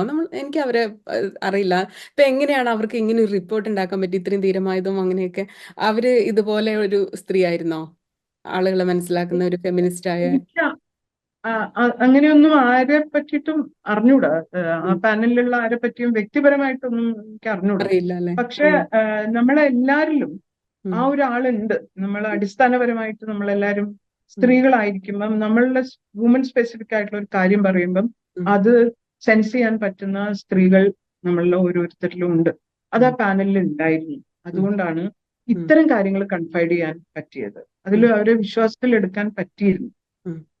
ഇപ്പൊ അച്ഛനുമായിട്ട് സിനിമയുടെ കാര്യങ്ങളും തിരക്കഥ എഴുതുമ്പോ അത് സംസാരിക്കായിരുന്നു എന്ന് പറഞ്ഞല്ലോ. അപ്പൊ അന്ന് എന്തായിരുന്നു? അന്ന് ഇത്തരം സെറ്റിലെ കാര്യങ്ങളൊക്കെ അച്ഛൻ പറയായിരുന്നു, ഇതൊരു സ്ത്രീ വിരുദ്ധമായിട്ടാണ് അവിടെ, അല്ലെങ്കിൽ പ്രശ്നങ്ങളുണ്ട്, അങ്ങനെ എന്തെങ്കിലും കാര്യങ്ങൾ ഡിസ്കസ് ചെയ്യായിരുന്നോ? നമ്മള് ഇല്ല. സമ്പൂർണമായിട്ടും സിനിമയോ സിനിമാ ലോകത്തിന്റെയോ പുറത്ത് തന്നെയായിരുന്നു. ഉം. ഞാൻ തിരക്കഥ എഴുതുന്ന ആലോചിക്കുന്നത് പോലും ഞാൻ PhD ചെയ്യുമ്പം ആ, സ്ത്രീ എന്തുകൊണ്ടാണ് തിരക്കഥ എഴുതാത്തതെന്ന് ഞാൻ അത്ഭുതപ്പെടുക ചെയ്തത്. കാരണം ആ, ആ റിസർച്ചിലാണ് നമ്മൾ തിരിച്ചറിയുന്നത്. ഞാൻ കാണുന്നതാണ് എന്താണ് തിരക്കഥ രചന എന്ന് അച്ഛൻ പറയും, ഞാൻ എഴുതും ചെയ്യുമ്പം ആ പ്രോസസ്സ് എന്താന്ന് എനിക്കറിയാം. ഉം. അത് ഒരു സ്ത്രീക്ക് വരാതിരിക്കേണ്ട ഒരു കാര്യമല്ല. ഒരു സ്ത്രീക്ക് അത് തിരക്കഥ എഴുതാതിരിക്കേണ്ട ഒരു സാഹചര്യം ഇവിടെ ഇല്ല. എന്നിട്ടും എന്താണ് സ്ത്രീകൾ തിരക്കഥ എഴുതാതിരുന്നത് എന്ന് തോന്നുകയും ഉം. ഒരിക്കലും മമ്മൂക്കയായിട്ട് ഈ നീ വെറും സ്ത്രീയാണ്, പെണ്ണാണ് എന്നൊക്കെ മറ്റേ കിങ്ങിലെ ഡയലോഗ്, അത് എന്തുകൊണ്ടാ അങ്ങനെ ഒരു ഡയലോഗ് എഴുതിയെന്നൊക്കെ റിസർച്ചിന്റെ ഭാഗമായിട്ട് രഞ്ജി പണിക്കറിന്റെ അടുത്ത് ചോദിച്ചിരുന്നു. ഉം. അപ്പം അദ്ദേഹം പറഞ്ഞത് ആ, അത് അത് പറഞ്ഞ ആളോട് കൂടി ചോദിക്കൂ എന്ന് പറഞ്ഞിരുന്നു. ഉം. അപ്പൊ ഞാൻ പറഞ്ഞ ആളോടും ഇതിന്റെ ഡാറ്റ കളക്ഷന്റെ ഭാഗമായിട്ട് ഇവരൊക്കെ ഇന്റർവ്യൂസ് എടുക്കുന്നുണ്ടായിരുന്നു. അപ്പൊ നമുക്ക് എന്റെ അടുത്ത് ചോദിച്ചപ്പം നമുക്ക് പറഞ്ഞത്, ഇത് ഞങ്ങളുടെ ലോകമാണല്ലോ, ഞങ്ങൾക്ക് വേണ്ട സിനിമയൊക്കെ ആയിരിക്കുമല്ലോ ഇവിടെ ഉണ്ടാക്കുന്നത്, ഇനി നിങ്ങൾക്ക് അങ്ങനെ അല്ലാത്ത കാര്യമൊക്കെ പറയണമെങ്കിൽ ഞങ്ങൾ മാറി ചിന്തിക്കണം എന്ന് പറയുന്നതിന് പകരം ഉം. നിങ്ങൾ തന്നെ നമുക്ക് സിനിമ. ചെയ്താൽ പോരെ. അത് ഞാൻ എന്റെ തിരക്കഥന്റെ അവതാരികയിൽ ഞാൻ അത് നമുക്കെന്നെ കോട്ട് ചെയ്തിട്ടുണ്ട്. ഉം. അത് തന്നെയായിരുന്നു ചെയ്യാന്ന് പക്ഷെ ആലോചിച്ചത്. ഗുൽമോഹർ എന്ന് പറഞ്ഞൊരു അങ്ങനെയാണ്. സിനിമ വരുന്നു. ഗുൽമോഹർ എന്ന് പറഞ്ഞൊരു സിനിമ വരുമ്പോ അതിൽ ഇങ്ങനത്തെ ഈ ഇതൊക്കെ ഉണ്ടായിരുന്നോ? പിന്നെ അതിലെ നായകനാവുന്ന രഞ്ജിത്താണല്ലോ. അപ്പൊ രഞ്ജിത്ത് അന്ന് അറിയപ്പെടുന്ന നടനൊന്നും അല്ലല്ലോ. അപ്പൊ എങ്ങനെയാണ് രഞ്ജിത്ത് ഇതിലെ നായകനാവുന്നത്, ഇത്തരം ഒരു കഥയാവുന്നത്? ഒരു അതെങ്ങനെയാണ് സംഭവിച്ചത്? ഇപ്പൊ മമ്മൂക്ക പറഞ്ഞത് ഇതാണെന്ന് പറഞ്ഞില്ലേ, നിങ്ങൾക്ക് വേണ്ട നിങ്ങളുടെ ഒരു സ്വപ്നം. അപ്പൊ അങ്ങനെ ഒരു സിനിമയായിരുന്നോ ഗുൽമോഹർ ആഗ്രഹിച്ച്? അങ്ങനെ ഒരു സിനിമയാണ് എഴുതിയത്. ആ, ഉം. പക്ഷെ സിനിമയായിട്ട് വന്നപ്പം ഉം. അതായത് ഞാൻ കണ്ട ആ, ഈ ആണുങ്ങളുണ്ട്. അതിൻ്റെ അകത്ത് ഒരാള് എനിക്കറിയാവുന്ന ഒരാളുണ്ട്, കാരിക്കാച്ചർ ചെയ്ത അയാളെയായിരുന്നു. അയാള് മീശ പിരിക്കാറേ ഇല്ല. പക്ഷെ ഉം. കേരളത്തിലെ ഒരു ആംഗ്രി യങ് മാൻ എന്ന് പറയുന്ന ആംഗ്രി യങ് മെന്നിന്റെ ഒരു മൂവ്മെന്റ് ഉണ്ടായപ്പം ഉം. അതിന്റെ മുന്നണിയിൽ ഉണ്ടായിരുന്ന ഒരാളാണ്. ഉം. അയാൾക്ക് മീശ പിരിക്കേണ്ടി വന്നിട്ടില്ല എന്നും അയാളെ ഇത്തരം എല്ലാ പീഡനങ്ങൾക്ക് വിധേയമാക്കുകയും ഒളിച്ച് എന്താ പറയാ, അയാളെ രക്ഷിച്ച ആൾക്കാരെ ഉറ്റുകൊടുക്കാൻ പറഞ്ഞപ്പോൾ അതിന് വിസമ്മതിക്കുകയും ഉം. അതിന്റെ പേരിൽ നാർക്കോ അനാലിസിസിന് വിധേയമാക്കുമെന്ന് പറഞ്ഞപ്പം നിങ്ങൾക്കത് ശ്രമിച്ചു നോക്കാവുന്നതാണ് എന്ന് ഏറ്റവും പൗരുഷമുള്ള ഡയലോഗ് പറഞ്ഞ ഒരാള്, ഞാൻ എനിക്ക് വേണ്ടി ജീവൻ കളഞ്ഞ ഈ ആദിവാസി കുടുംബങ്ങളെ ഒന്നും എനിക്ക് ഒറ്റ കൊടുക്കാൻ പറ്റില്ല, സാറിന് ആ ഡ്രഗ് കൊണ്ട് പറ്റുമോ നോക്കൂ എന്ന് ജയറാം പടിക്കലിനോട് പറഞ്ഞതായിട്ടൊക്കെ കേട്ടപ്പം ഈ മനുഷ്യനെ കാണുമ്പം അയാൾ മീശ വിരിക്കുന്ന ഒരാളായിരുന്നില്ല. ഉം. അയാളുടെ ആ പാസീവ് എന്ന് പറയുന്നത് എത്ര ആക്റ്റീവ് ആയിട്ടുള്ള മെയിൽനെസ് ആണ് എന്നും ഈ കുഞ്ഞിരാമൻ പോലെ ഒരാളെ എന്തിനാണ് ആൾക്കാരെല്ലാവരും അപഹസിച്ചത് എന്ന് ആലോചിച്ചപ്പോ എനിക്ക് ഉത്തരം കിട്ടിയത്, കുഞ്ഞിരാമൻ അയാളുടെ ഭാര്യയായിട്ടുള്ള ഉണ്ണിയാർച്ച എന്നെക്കാളും നന്നായി യുദ്ധം ചെയ്യാൻ പോന്നവളാണ് എന്ന് പറയാനുള്ള പൗരുഷം കാണിച്ച ഒരു പുരുഷനാണ്. അയാൾ ബയോളജിക്കലി മെയിലാണ് എന്ന് അയാൾക്ക് ഒരു കുട്ടി ഉണ്ടാക്കുക വഴി അയാൾ തെളിയിച്ചിട്ടുള്ളതുമാണ്. എന്നിട്ടും അയാൾ ആകെ ചെയ്ത ഏറ്റവും ധീരമായിട്ടുള്ള പ്രവൃത്തി എന്താണ് എന്ന് ചോദിച്ചാൽ അയാള് ആണുങ്ങളുടെ ക്ലബിൽ മെമ്പർ ആവണമെങ്കിൽ ഭാര്യയെ വീട്ടിലിരുത്തണം എന്ന് പറയുന്നതിനെതിരായിട്ട് ഏറ്റവും വിപ്ലവകരമായിട്ട് അയാളുടെ പേരിന് എല്ലാ ചീത്തപ്പേരും അയാൾ താങ്ങിക്കൊണ്ട് തന്നെ ഉണ്ണിയാർച്ച എന്റെ ഭാര്യ എന്നെക്കാളും നന്നായി അംഗം വെട്ടുന്ന ഒരുവളാണ് എന്ന് പറയാൻ തയ്യാറായി. അത്തരം ആണുങ്ങള് ഉള്ള ഒരു ലോകം എന്ന് പറയുന്നത്, ജെൻഡർ എന്ന് പറയുന്നത് എടുത്തണിഞ്ഞ കാര്യമാണ്, സോഷ്യൽ കൺസ്ട്രക്റ്റ് ആണ്. അത് മാറ്റണമെങ്കിൽ, റിഫോം ചെയ്യണമെങ്കിൽ നമ്മൾ തന്നെ വിചാരിക്കേണ്ടതുള്ളൂ എന്ന് ഒക്കെ വരുത്തുന്ന പോലെയാണ് ഗുൽമോഹർ കൺസീവ് ചെയ്തതും എഴുതിയത്. പക്ഷെ അത് സിനിമയായി വരുമ്പം അതിന്റെ ഒരു 20% of what was considered to be heroic ആണ് സിനിമയായിട്ട് വരുന്നത്. ഉം. അതിന് അതങ്ങനെ ആയിരുന്നില്ല വരേണ്ടത് എന്നുള്ളത് എഴുത്തിൽ കൊണ്ട് മാത്രമേ ദീദിക്ക് അതിൽ പങ്കുള്ളായിരുന്നുള്ളോ? ഇപ്പൊ രഞ്ജിത്ത് എങ്ങനെയാ നായകനാവുന്നേ? എഴുത്തിൽ മാത്രമാണ് എന്റെ പങ്കുള്ളൂ. സുരേഷ് ഗോപി ആയിരുന്നു ആ ക്യാരക്ടർ ചെയ്യേണ്ടിയിരുന്നത്. ബാക്കി മുഴുവൻ അദ്ദേഹത്തിന് സ്റ്റോറി ബ്രീഫ് ചെയ്തു, വളരെ എക്സൈറ്റഡ് ആയിരുന്നു. ഇപ്പൊ കാണുമ്പോഴും അദ്ദേഹം ഇതിനെ പറ്റി തന്നെയാണ് പറയാറുള്ളത്. അന്ന് അതല്ലല്ലോ സിനിമയായിട്ട് വന്നത് എന്നൊക്കെ പറയാറുണ്ട്. പക്ഷെ അന്ന് ഒരു ക്രൂഷ്യൽ ഘട്ടത്തിൽ എന്റെ ഡയറക്ടർ ആയിട്ടുള്ള ജയരാജ് ഡിസൈഡ് ചെയ്യാണ്, അങ്ങനെയാണെങ്കിൽ നമുക്ക് ഷൂട്ട് നിന്നുകൊണ്ടിരിക്കുക, എന്തോ ഉം. ഒരു ഫിസിക്കൽ കണ്ണിന് എന്തോ ഒരു പരിക്ക് പറ്റിയിട്ട് സുരേഷ് ഗോപിന്റെ ഡേറ്റ് നീണ്ടുപോവുകയും ബാക്കി മുഴുവൻ സെറ്റില് ലൊക്കേഷന് ഒരു ദിവസം പ്രതിദിനം ചെലവാകുന്ന പണവും ഒക്കെ കൂടെ കണക്കിലെടുത്തിട്ട് അന്ന് രഞ്ജിത്ത് ശബരിമലയിലോട്ട് പോവാനുള്ള താടി വളർത്തിയിട്ട് കയറി വരുമ്പം ഇവന് ആ ലുക്ക് ഉണ്ടല്ലോ, നമുക്ക് ഇത് ആലോചിച്ചാലോ എന്നൊക്കെ ജയരാജ് പറയുകയും പിന്നെ അത് രഞ്ജിത്തിലേക്ക് പോവുകയും ഒക്കെയാണ് ഉണ്ടായത്. ഒരർത്ഥത്തിൽ എനിക്കതില് ഭയങ്കര പൗരുഷമുള്ള അതിന്റെ പേരിൽ പൗരുഷം വിത്തിൻ ഇൻവേർട്ടഡ് കോമ ഞാൻ അംഗീകരിക്കുന്ന തരം പൗരുഷമല്ല ശ്രീ രഞ്ജിത്ത് എഴുതിയിട്ടുള്ള കഥാപാത്രങ്ങളൊന്നും. അദ്ദേഹമായിട്ട് എനിക്ക് വ്യക്തിപരമായിട്ട് നല്ല സൗഹാർദ്ദവും ഒക്കെ ഉള്ള ആളും ആണ് ശ്രീ രഞ്ജിത്തായിട്ട്. അപ്പൊ അങ്ങനെ അതൊക്കെ എഴുതിയ ഒരാളെ കൊണ്ട് ഒരു സ്ത്രീയുടെ ഡയലോഗ് പറയിപ്പിക്കാൻ പറ്റി എന്നുള്ളത് ഞാൻ പറഞ്ഞത് എഴുതി വെച്ചതുപോലെ അദ്ദേഹം ചെയ്തു എന്ന് പറയുന്നത് ഒരർത്ഥത്തിൽ എനിക്ക് സന്തോഷം തന്ന കാര്യമാണ്. കാരണം ഈ ദ സോ കോൾഡ് ഏറ്റവും പൗരുഷമുള്ള, അതായത് എന്റെ ജീവിതം കോഞ്ഞാട്ടിയാണെങ്കിലും കുഴപ്പമില്ല എന്നൊക്കെ പറയിപ്പിച്ച, അങ്ങനെയൊക്കെ പറഞ്ഞ ഒരാളെ കൊണ്ട് നമ്മളെ പഠിക്ക് അയാൾ നിന്നു എന്ന് പറയുന്നത് എനിക്കത് ഒരു നല്ല കാര്യമായിട്ടാണ് തോന്നിയത്. ഞാനത് അദ്ദേഹമായിട്ടും പങ്കുവെച്ചിട്ടുള്ളതാണ്. അങ്ങനെ ഒരാളെ കൊണ്ടാണ് ഞാൻ എഴുതിയ ഒരു ക്യാരക്ടർ ചെയ്യിപ്പിച്ചത് എന്ന്. പക്ഷെ അതിലുള്ള ഈ നേരത്തെ പറഞ്ഞ പാസീവ് മെയിൽനെസ് എന്ന് പറയുന്ന ഞാനൊക്കെ ഏറ്റവും നല്ല കാര്യമായിട്ട് ഒരു ക്വാളിറ്റി ആയിട്ട് കാണുന്ന എഗ്രസീവ് മെയിൽനെസ് എഗൻസ്റ്റ് ഏറ്റവും പാസീവായിട്ട് ഉണ്ടായിരിക്കുകയും വളരെ ദൃഢമായിട്ടുള്ള ഒരു മെയിൽനെസ് എന്ന് പറയുന്നത് ഉണ്ടായിരിക്കുകയും ഒക്കെ ചെയ്യുന്നത് സിനിമയിൽ ഉണ്ടായില്ല. അപ്പൊ അതുകൊണ്ട് അത് ഞാൻ ബുക്കില് എന്റെ കംപ്ലീറ്റ് സ്ക്രീൻ പ്ലേ മനസ്സിലാവാഞ്ഞിട്ടാണോ, ജയരാജന് മനസ്സിലാവാഞ്ഞിട്ടാണോ എന്താണത്? അല്ല, എനിക്ക് തോന്നുന്നത് അതിന് വേറെ പല ഫാക്ടേഴ്സും ഉണ്ടാവും. കാരണം കണ്ട സിനിമാക്കാരുടെ കൂട്ടത്തിൽ ഏറ്റവും ഡെമോക്രാറ്റിക് ആയിട്ടുള്ള ഒരു മനുഷ്യനാണ് ശ്രീ ജയരാജ്. അപ്പൊ ആ പുസ്തകം റിലീസ് ചെയ്തതും ജയരാജാണ്.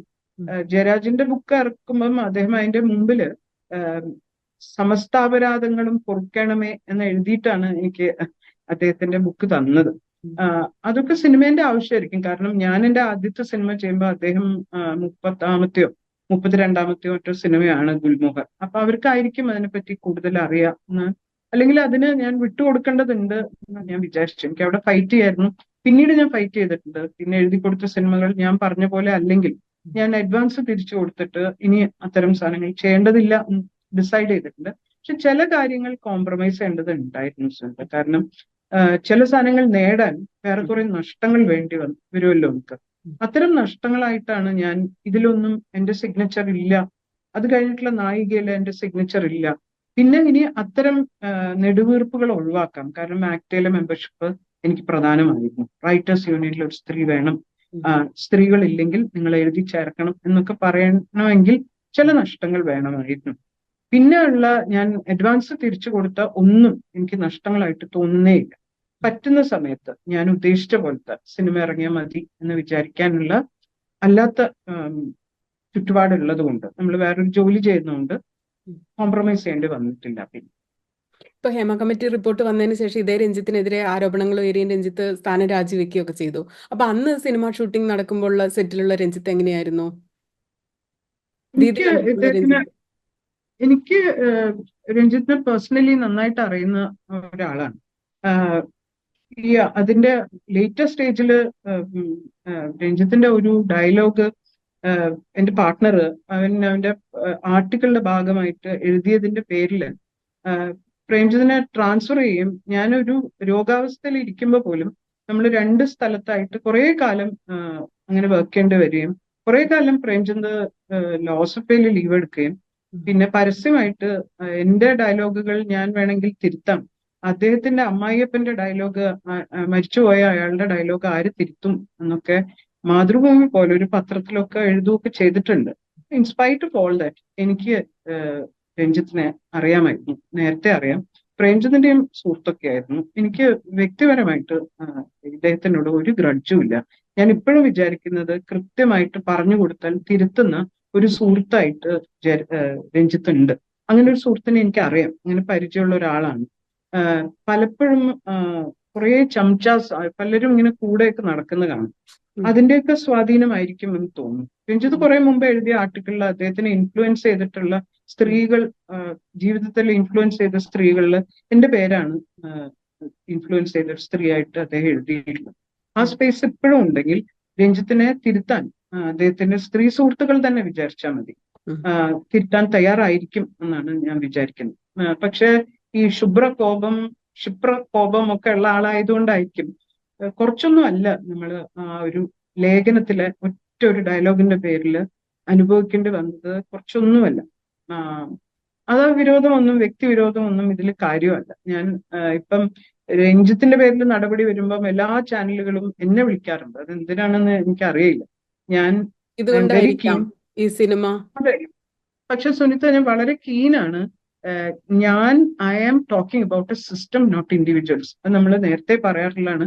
ഒരു ആക്ഷേപവും ഏതെങ്കിലും ഒരു വ്യക്തിക്കെതിരായിട്ട് നമ്മൾ ഒരു സിസ്റ്റത്തിന്റെ കറക്ഷനെ പറ്റി പറയുമ്പോൾ നമ്മൾ പറയാറില്ല. വ്യക്തി വിരോധങ്ങളും ഫൈറ്റുകളും ഒക്കെ അതൊരു വേറെ തലമാണല്ലോ, അത് വേറെ ഈ നടക്കും. സിസ്റ്റമാണ് കറക്റ്റ് ചെയ്യാൻ ശ്രമിക്കുന്നത് എന്നുള്ളത് മനുഷ്യർക്ക് മനസ്സിലായിട്ടുണ്ടോ? അറ്റ്ലീസ്റ്റ് മീഡിയക്കെങ്കിലും മനസ്സിലായിട്ടുണ്ടോ? അതോ ഈ വ്യക്തികളുടെ പേര് വരുമ്പോ ഭയങ്കര ആഘോഷങ്ങൾ നടക്കുകയല്ലേ ചെയ്യുന്നത്? ഇപ്പൊ നിവിൻ പോളിക്കെതിരെ, സിദ്ദിഖ്, അങ്ങനെ പേരുകളല്ലേ ആഘോഷിക്കപ്പെടുന്നത്. ഈ സിസ്റ്റം കറക്ഷൻ ആണ് ഇത് എന്നുള്ളത് എവിടെയാ വന്നത്? മാധ്യമ ചർച്ചകളിൽ പോലും അത്. വരുന്നില്ല. പക്ഷെ നമ്മൾ നിന്ന പോയിന്റിൽ തന്നെ നിന്നിട്ട് നമ്മൾ പറഞ്ഞത് തന്നെ ആവർത്തിച്ചുകൊണ്ടേ ഇരിക്കേണ്ടതുണ്ട്. റെഡ് ബിയർഡ് എന്ന് പറഞ്ഞിട്ടൊരു ഒരു സിനിമ ഉണ്ട്. അതിൻ്റെ അകത്ത് ഒരു മരുന്ന് കൊടുക്കുന്ന ഒരു രംഗമുണ്ട്. ആ ഉം, മരുന്ന് കൊടുക്കുമ്പം പേഷ്യന്റ് തുപ്പിക്കളയും. ഉം. അയാൾ വീണ്ടും കൊടുക്കും, വീണ്ടും തുപ്പും, വീണ്ടും കൊടുക്കും. ഫൈനലി അവർക്ക് ഈൽഡ് ചെയ്യേണ്ടതായിട്ട് വരും. അത്രേ നമ്മൾ ചെയ്യേണ്ടതുള്ളൂ. നമ്മളിവിടെ നിന്ന് നമ്മൾ we are talking about system എന്ന് ആവർത്തിക്കുക ചെയ്യേണ്ടത്. അതിന്റെ ഇടയിലുള്ള എന്ത് കാര്യം നടന്നാലും നമ്മൾ അതിൽ അകപ്പെട്ടു പോവാതിരിക്കുക. നമ്മൾക്ക് ഉള്ള തീരുമാനത്തിൽ നമ്മൾ നല്ല ബോധ്യം, ഉത്തമ ബോധ്യമുള്ള ആൾക്കാരാണ്. ഇപ്പൊ WCC നിൽക്കുന്ന എല്ലാവരും എനിക്കറിയാം. പലരെയും എനിക്കറിയാം. പലതരം ടെമ്പസ്റ്റുകൾ വരും, അതിൽ അകപ്പെട്ടു പോയവരും ഉണ്ടാവും. പക്ഷെ ഇതൊക്കെ ആയിട്ടും അവിടെ തന്നെ ഉറച്ചു നിൽക്കാൻ തീരുമാനിക്കുന്നുണ്ടെങ്കിൽ അവർ ആ കോസിനെ പറ്റി ബോധവതികളായതുകൊണ്ടാണ്. കോസിനെ പറ്റി നമുക്ക് നല്ല ബോധ്യം ഉണ്ടെങ്കിൽ പിന്നെ ഈ പിന്നെ നടക്കുന്ന ഒരു പ്രഷറും നമ്മൾ ബാധിക്കുകയില്ല.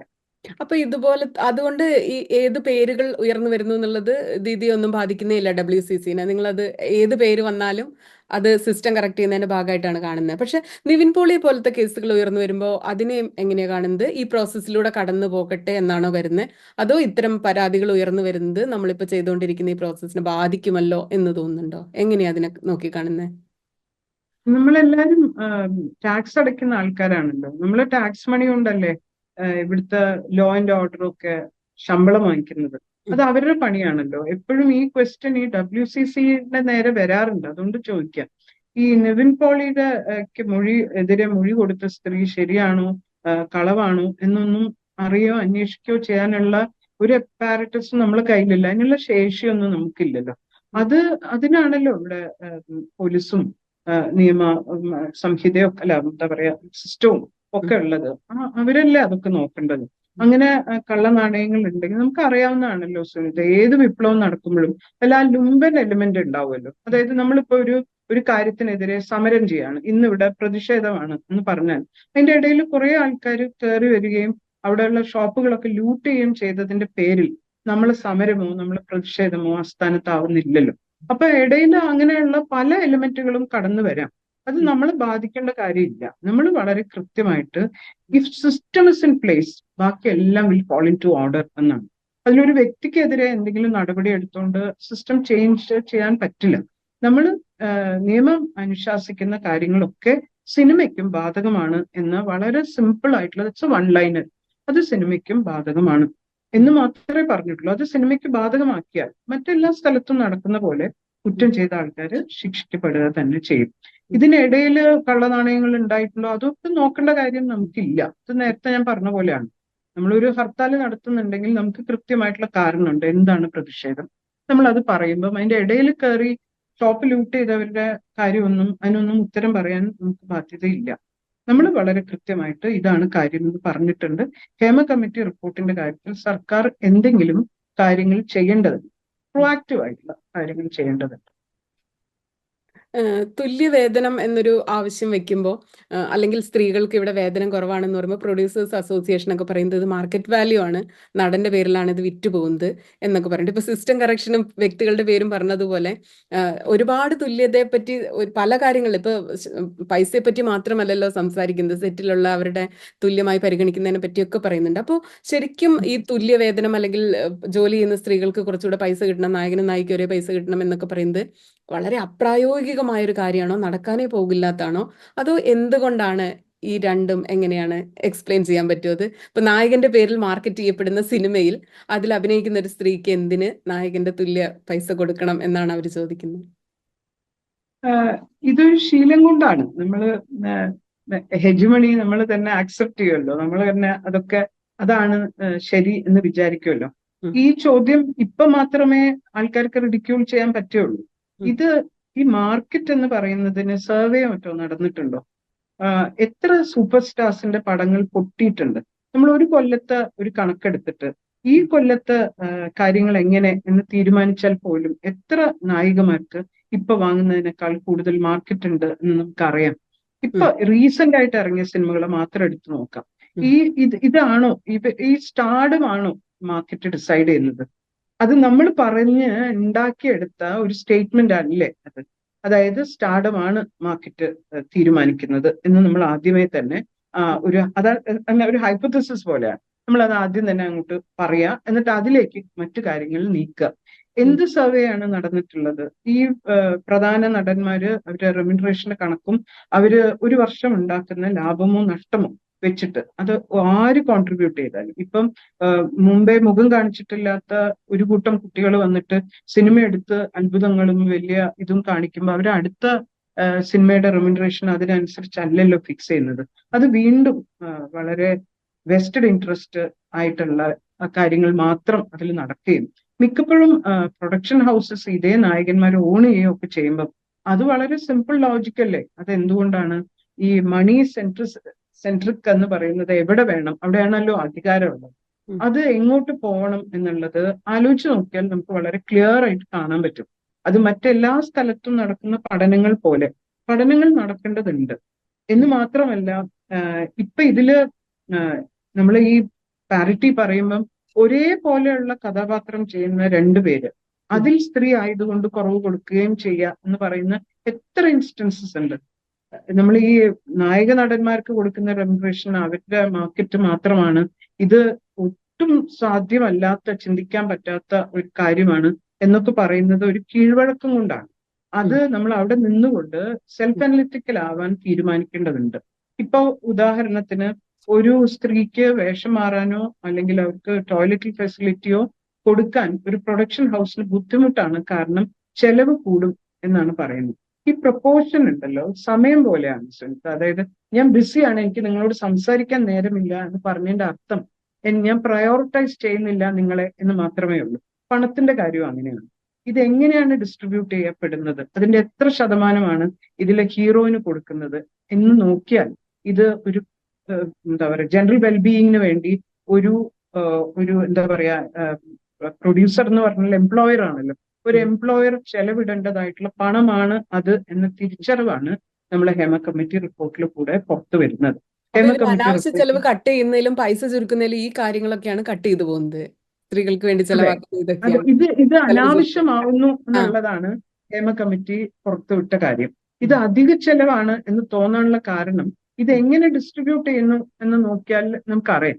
അത് ഈ മിനിസ്ട്രിയിൽ നമ്മൾ ആവർത്തിച്ച് പറയുന്നത് എന്തുകൊണ്ടാന്ന് വെച്ചാൽ മാർക്സിസം തന്നെ എങ്ങനെയാണ് ഇത് ഡിസ്ട്രിബ്യൂട്ട് ചെയ്യപ്പെടുന്നത് എന്ന അടിസ്ഥാന പാഠം പഠിച്ചിട്ടുള്ള ആൾക്കാര് അധികാരത്തിലിരിക്കുമ്പം നമുക്ക് ദാറ്റ്സ് എ ബിഗർ കൺസേൺ.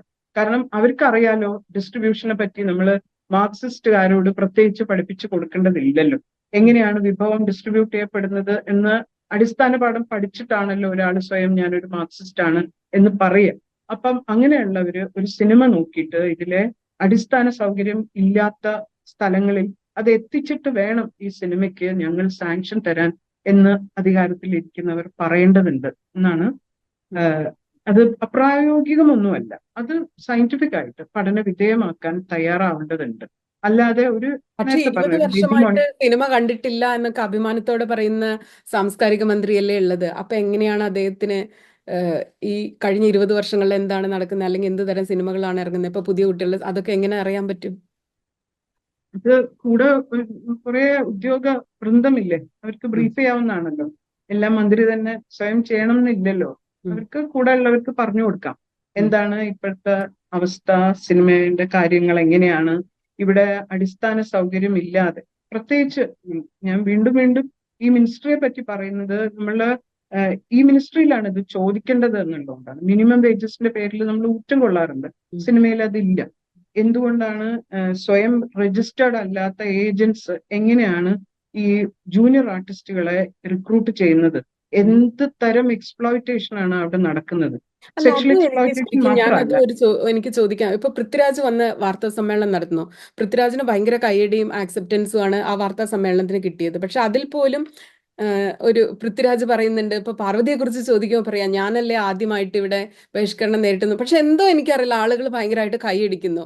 പക്ഷെ പൃഥ്വിരാജ് ഇവിടെ എന്ത് സാമൂഹ്യ വിപ്ലവം നടത്തിയിട്ടോ അല്ലെങ്കിൽ വേറെ ഏതെങ്കിലും മനുഷ്യന് വേണ്ടി സംസാരിച്ചിട്ടോ അല്ലല്ലോ അദ്ദേഹത്തിന്റെ ചാൻസ് പോയത്. അദ്ദേഹം തന്നെ സ്വന്തം സിനിമയിൽ അഭിനയിച്ച് സ്വന്തം സിനിമയ്ക്ക് അങ്ങനെയാണല്ലോ. ഇപ്പൊ പാർവതിയെ കമ്പയർ ചെയ്ത് പറയുമ്പോൾ അതിലൊക്കെ വലിയ പ്രശ്നങ്ങളുണ്ട്. അതേപോലെ പൃഥ്വിരാജിന്റെ അടുത്ത് ഈ ജൂനിയർ ആർട്ടിസ്റ്റുകളെ പറ്റി ചോദിക്കുമ്പോഴും വളരെ നിസ്സാരം എന്ന പോലെയല്ലേ പറയുന്നത്. ഞങ്ങൾ ഒരു കൃത്യമായിട്ട് അറിയാൻ പറ്റില്ല, നമുക്ക് അതിലെ കുറെ ആളുകളെ വിളിക്കുക, അവർ വന്ന് പോകും എന്നുള്ളതല്ലേ പറയുന്നത്. പിന്നെ ബ്രോഡാഡി സിനിമയ്ക്കെതിരെ ആരോപണം ഉയരുമ്പോഴും അതിനെക്കുറിച്ചൊന്നും സംസാരിക്കാതിരിക്കുകയും ഒക്കെ ചെയ്യല്ലേ. അപ്പൊ ഇത്ര നേരത്തെ പറഞ്ഞ പോലെ പേരിന് പ്രത്യേകിച്ച് പ്രസക്തി ഒന്നുമില്ല. ഒരു എക്സാമ്പിൾ ആയിട്ട് ഒരു സെറ്റിന്റെ കാര്യം പറഞ്ഞു എന്നേ ഉള്ളൂ. അപ്പൊ എങ്ങനെയാണ് ഈ ജൂനിയർ ആർട്ടിസ്റ്റുകളുടെ കാര്യം ഞങ്ങൾക്കറിയില്ല, ഞങ്ങള് അമ്മയില് ബന്ധപ്പെട്ട ആളുകളുടെ, അപ്പൊ മനുഷ്യൻ എന്നുള്ള രീതിയിൽ ഇവരെ കാണാൻ പറ്റുന്നില്ലെന്നല്ലേ? വാക്കുകൊണ്ടെങ്കിലും അങ്ങനെ ഒരാളത് ചെയ്തല്ലോ എന്ന് നമ്മൾ ആശ്വസിക്കുകയാണ് വേണ്ടത്. കാരണം വാക്കുകൊണ്ട് പോലും അത് ചെയ്യാൻ മടിച്ചു നിൽക്കുന്ന കുറേ നായകന്മാരും സിനിമാ പ്രവർത്തകരും മറ്റേ സംഘടനാ നേതാക്കളും ഒക്കെ ഉള്ള മലയാള സിനിമയിൽ വാക്കുകൊണ്ടെങ്കിലും ഒരു ഐക്യദാർഢ്യം പ്രധാനമാണ്. ഇനി അദ്ദേഹം ചെയ്യേണ്ടത് അത് പ്രവർത്തനത്തിലും കൂടെ കൊണ്ടുവരിക എന്നുള്ളതാണ്. കാരണം നമ്മൾ അറിയണം, ഇത്ര അധികം ഹേമ കമ്മിറ്റി റിപ്പോർട്ടിനെ ചൊല്ലി ഇത്ര അധികം പ്രശ്നങ്ങൾ ഉണ്ടായപ്പം ഒന്നും സംസാരിക്കാതിരുന്ന ചില ആക്ടേഴ്സ് വന്നിട്ട് നിവിൻ പോളിയുടെ കേസ് വന്നപ്പം സാക്ഷ്യങ്ങളുമായിട്ട് അവർ മുന്നോട്ട് വരുന്നുണ്ടായിരുന്നു, സാക്ഷി പറയാൻ. ഇവരാരും ഒരു കമന്റിലും ഒരു ചാനലിലും നമ്മുടെ ഹേമ കമ്മിറ്റി റിപ്പോർട്ടിനെ പറ്റി സംസാരിക്കുകയോ അഭിപ്രായം പറയുകയോ ചെയ്യുന്നതായിട്ട് കണ്ടിട്ടില്ല. പക്ഷെ ഒരു അന്യായം നടന്നു, ഒരാൾക്കെതിരെ ഒരു കള്ളമൊഴി വന്നു എന്ന് പറഞ്ഞപ്പം വളരെ ധാർമ്മിക രോഷത്തോടെ അവരെല്ലാവരും പുറത്തു വരികയും ഒരു പറഞ്ഞ ഒരു സെന്റൻസ് ഉണ്ട്. അതെന്താന്ന് വെച്ചാൽ, അത് ഷൂട്ട് ചെയ്യുമ്പം അവിടെ 300ഓളം ജൂനിയർ ആർട്ടിസ്റ്റുകൾ ഉണ്ടായിരുന്നു, അവര് സാക്ഷി പറയും എന്നാണ്. അവര് സാക്ഷി പറയും എന്ന് പറഞ്ഞവര് അന്ന് ഭക്ഷണം കഴിച്ചിട്ടുണ്ടോ, എങ്ങനെയാണ് അവിടെ വന്നു നിന്നത് എന്നതിനെ പറ്റി ഉത്തരവാദിത്വത്തോടു കൂടി ഇവർക്ക് എന്തെങ്കിലും പറയാൻ പറ്റുമോ? കാരണം ഹേമ കമ്മിറ്റി റിപ്പോർട്ട് വ്യക്തമായിട്ട് പലതരം വാക്കുകൾ, ബുദ്ധിമുട്ടുണ്ടാക്കുന്ന തരം വാക്കുകൾ അതിൽ ഡ്രോപ്പ് ചെയ്തിട്ടുണ്ട്. അതൊന്നും നിസ്സാരമായിട്ട് ഒരു പ്രത്യേകിച്ച് അതുപോലെ ആധികാരികമായിട്ടുള്ള ഒരു റിപ്പോർട്ടിൽ അത് വന്നിട്ടുണ്ടെങ്കിൽ, specially terms like flesh trade എന്നൊക്കെ പറഞ്ഞ വാക്കുകൾ വരുമ്പോൾ ഉത്തരവാദിത്തമുള്ള കലാകാരന്മാരാണെങ്കിലും സിനിമ പ്രവർത്തകരാണെങ്കിലും ഇപ്പൊ കാണിച്ച ശുഷ്കാന്തി ഉണ്ടല്ലോ, അത് നല്ലതാണ്. അങ്ങനെ കള്ള നാണയങ്ങളൊക്കെ നമ്മൾ പുറത്ത് കൊണ്ടുവരണം, കള്ളമൊഴികളൊക്കെ പുറത്ത് വരേണ്ടതാണ്. പക്ഷെ അങ്ങനെ പറയുമ്പോൾ, പ്രത്യേകിച്ച് അവര് ജൂനിയർ ആർട്ടിസ്റ്റുകൾ ഉണ്ടായിരുന്നു അന്ന്, 300ഓളം അന്ന് ഉണ്ടായിരുന്നു എന്ന് പറയുമ്പോൾ അവരറിയണം 300 ആർട്ടിസ്റ്റിന് ആവശ്യം വരുന്ന ഒരു സീനിലേക്ക് 1000ഓളം ആൾക്കാരെ അവിടെ വെറുതെ വെയിലത്ത് നിർത്തിയിരുന്നു എന്നും അന്നത്തെ അവർക്ക് ബാറ്ററി ഇല്ല, അവർക്ക് വെള്ളം കുടിക്കാനുള്ള സൗകര്യം പോലും ഉണ്ടായിരുന്നില്ല എന്നൊക്കെയാണ് സിനിമയുടെ യാഥാർത്ഥ്യം എന്ന് കൂടെ നമ്മൾ അറിയണം. അതൊരു ഒരു ഐറണിയാണ്. അത് കാണുമ്പോഴും അവരെല്ലാരും കൂടെ വന്നിട്ട് അത് ഒരു കളവാണ് എന്ന് സ്ഥാപിക്കാൻ കാണിച്ച അതിന്റെയൊക്കെ ഒരു പാതി ശുഷ്കാന്തിയെങ്കിലും സിനിമയിൽ നടക്കുന്ന മറ്റ് അത്ര നീചമായിട്ടുള്ള കാര്യങ്ങളൊക്കെ സത്യങ്ങളായിരുന്നു എന്ന് പറയുന്ന ആധികാരികമായിട്ടുള്ള ഒരു റിപ്പോർട്ടിന്റെ പുറത്ത് ഇതൊക്കെ പഠിക്കപ്പെടേണ്ടതാണ്, ഇതൊക്കെ തിരുത്തപ്പെടേണ്ടതാണ് എന്ന് ഒഴുക്കനായിട്ട് ഒരു കമന്റ് എങ്കിലും അവർക്ക് പറയായിരുന്നു. അതിനിടയിൽ വാക്കുകൊണ്ടാണെങ്കിലും ഒരാള് നായകസ്ഥാനത്തിരിക്കുന്ന ഒരാള് അത് പറഞ്ഞു എന്നുള്ളത് എനിക്ക് ചെറുതല്ല, അത് വലിയ കാര്യം തന്നെയായിട്ട് വേണം നമ്മൾ അതിന് കൈയടിക്കുന്നതിൽ തെറ്റുമില്ല. ഇനി അദ്ദേഹം അത് പ്രവൃത്തിയിൽ കൊണ്ടുവരുമോ എന്ന് നമ്മൾ നോക്കിയാൽ മതി. ഇപ്പൊ ഹേമ കമ്മിറ്റി റിപ്പോർട്ടിന്റെ ഒരു പിന്നെ പ്രത്യേകത അല്ലെങ്കിൽ അതിന്റെ ഒരു വാല്യൂ എന്ന് പറയുന്നത്, നാനയിലോ ചിത്രഭൂമിയിലോ മംഗളത്തിലോ ഒക്കെ നമ്മൾ കണ്ടിരുന്ന ഗോസിപ്പുകൾ ഒരു റിപ്പോർട്ടായിട്ട് എഴുതുകയും അതിൽ ഹേമ എന്നൊരു പേരുണ്ടായിരിക്കുകയൊക്കെ ചെയ്തപ്പോൾ അത് ആധികാരികമായി. നേരത്തെ മാർക്കറ്റ് വാല്യൂവിനെ കുറിച്ച് പറഞ്ഞപ്പോൾ മാർക്കറ്റ് വാല്യൂവിനെ കുറിച്ച് ഇതുപോലെ പ്രൊപ്പഗാണ്ടകളാണല്ലോ ഇവർ നടത്തുന്ന. ഇന്ന നടനുണ്ട്, മമ്മൂട്ടിയുടെ സിനിമ ഇറങ്ങുന്നു എന്ന് പറയുമ്പോൾ ആളുകൾ ഓടിപ്പോവും, മോഹൻലാലിന്റെ സിനിമ എന്ന് പറയുമ്പോൾ പോവും. പക്ഷെ ഉർവശിയുടെ സിനിമ അല്ലെങ്കിൽ പാർവതിയുടെ സിനിമ എന്ന് പറഞ്ഞാൽ എത്ര പേര് പോവും, നിങ്ങൾക്ക് ഫാൻ ക്ലബ് ഉണ്ടോ എന്ന ചോദ്യങ്ങളാണല്ലോ. അതിനും ഇതുപോലെ ആധികാരികമായ ഡേറ്റയും പഠനങ്ങളും ഒക്കെ ഒരു റിപ്പോർട്ടായിട്ട് തന്നെ വരേണ്ടതാണല്ലോ അല്ലെ? അതുപോലെ ജൂനിയർ ആർട്ടിസ്റ്റുകളുടെ പ്രത്യേകം പഠിക്കേണ്ടതുണ്ടോ?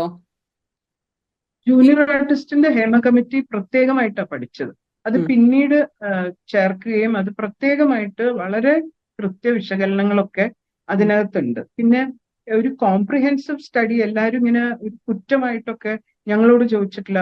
ഇതിൽ അവർക്ക് വേണ്ട കുറച്ച് ആൾക്കാരെ മാത്രം ഉൾപ്പെടുത്തിയിട്ട് ഒരു പഠന റിപ്പോർട്ട് ഉണ്ടാക്കി. നമുക്കറിയാം ഏത് റിപ്പോർട്ടും കുറച്ച് സാമ്പിൾ സ്പെസിമെനെ എടുത്തിട്ട് പഠിക്കുകയാണല്ലോ നമ്മൾ ഒരു റിപ്പോർട്ട് തയ്യാറാക്കുമ്പോൾ ചെയ്യുക.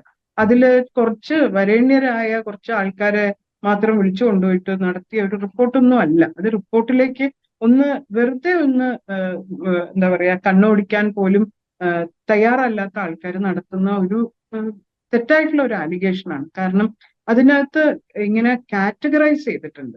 അതിൽ ഓരോ കാറ്റഗറിക്കും ഓരോ ഒന്നോ അതിൽ കൂടുതലോ സ്പെസിമെൻസിന്റെ അടുത്തുനിന്നാണ് അവർ റിപ്പോർട്ട് വാങ്ങിയിട്ടുള്ളത്.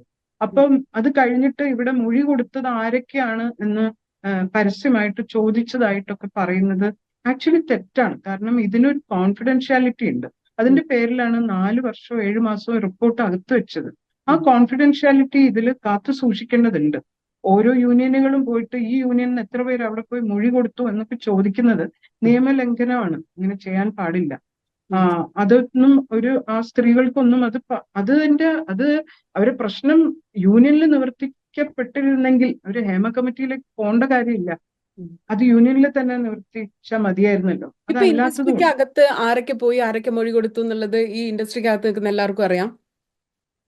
അറിയില്ല. അത് ചോദിച്ചുകൊണ്ടിരിക്കുന്നു, അത് അന്വേഷിച്ചുകൊണ്ടിരിക്കുന്നു എന്ന് പറയുന്നത് ഒരു വേട്ടയാടലാണ്. അത് തെറ്റാണ്. അങ്ങനെ ചെയ്യാൻ പാടുള്ളതല്ല. പിന്നെ WCC എന്തോ ഒരു മോശമായിട്ടുള്ള ഒരു ഗ്രൂപ്പായിട്ടും സിനിമ ഇൻഡസ്ട്രിയെ തകർക്കുന്ന ആൾക്കാരായിട്ടും ഒക്കെ പറയുമ്പം നമ്മളുടെയൊക്കെ ഏറ്റവും വലിയ ആഗ്രഹം WCC ഇല്ലാതാവുകയാണ് വേണ്ടത്. കാരണം നമ്മൾ വിസിൽ ബ്ലോവേഴ്സ് ആയിട്ട് മാത്രം പ്രവർത്തിക്കുന്ന ഒരു സംഘടനയാണ്. നമ്മള് അഡ്വക്കസി തന്നെയാ ചെയ്യുന്നത്, അല്ലാതെ ഈ പറയുന്ന സംഘടനാ പ്രവർത്തനമല്ല. സോ കോൾഡ് അവര് ഓൾറെഡി ഡിഫൈൻ ചെയ്യപ്പെട്ടിട്ടുള്ള സംഘടനാ പ്രവർത്തനമല്ല ഇത്. എന്താണ് WCCയുടെ ഇതിലെ റോൾ എന്തായിട്ടാണ് പറയുന്നത്? WCCയുടെ ഒരു പൊസിഷൻ എന്താണ്, റോൾ എന്താണ്?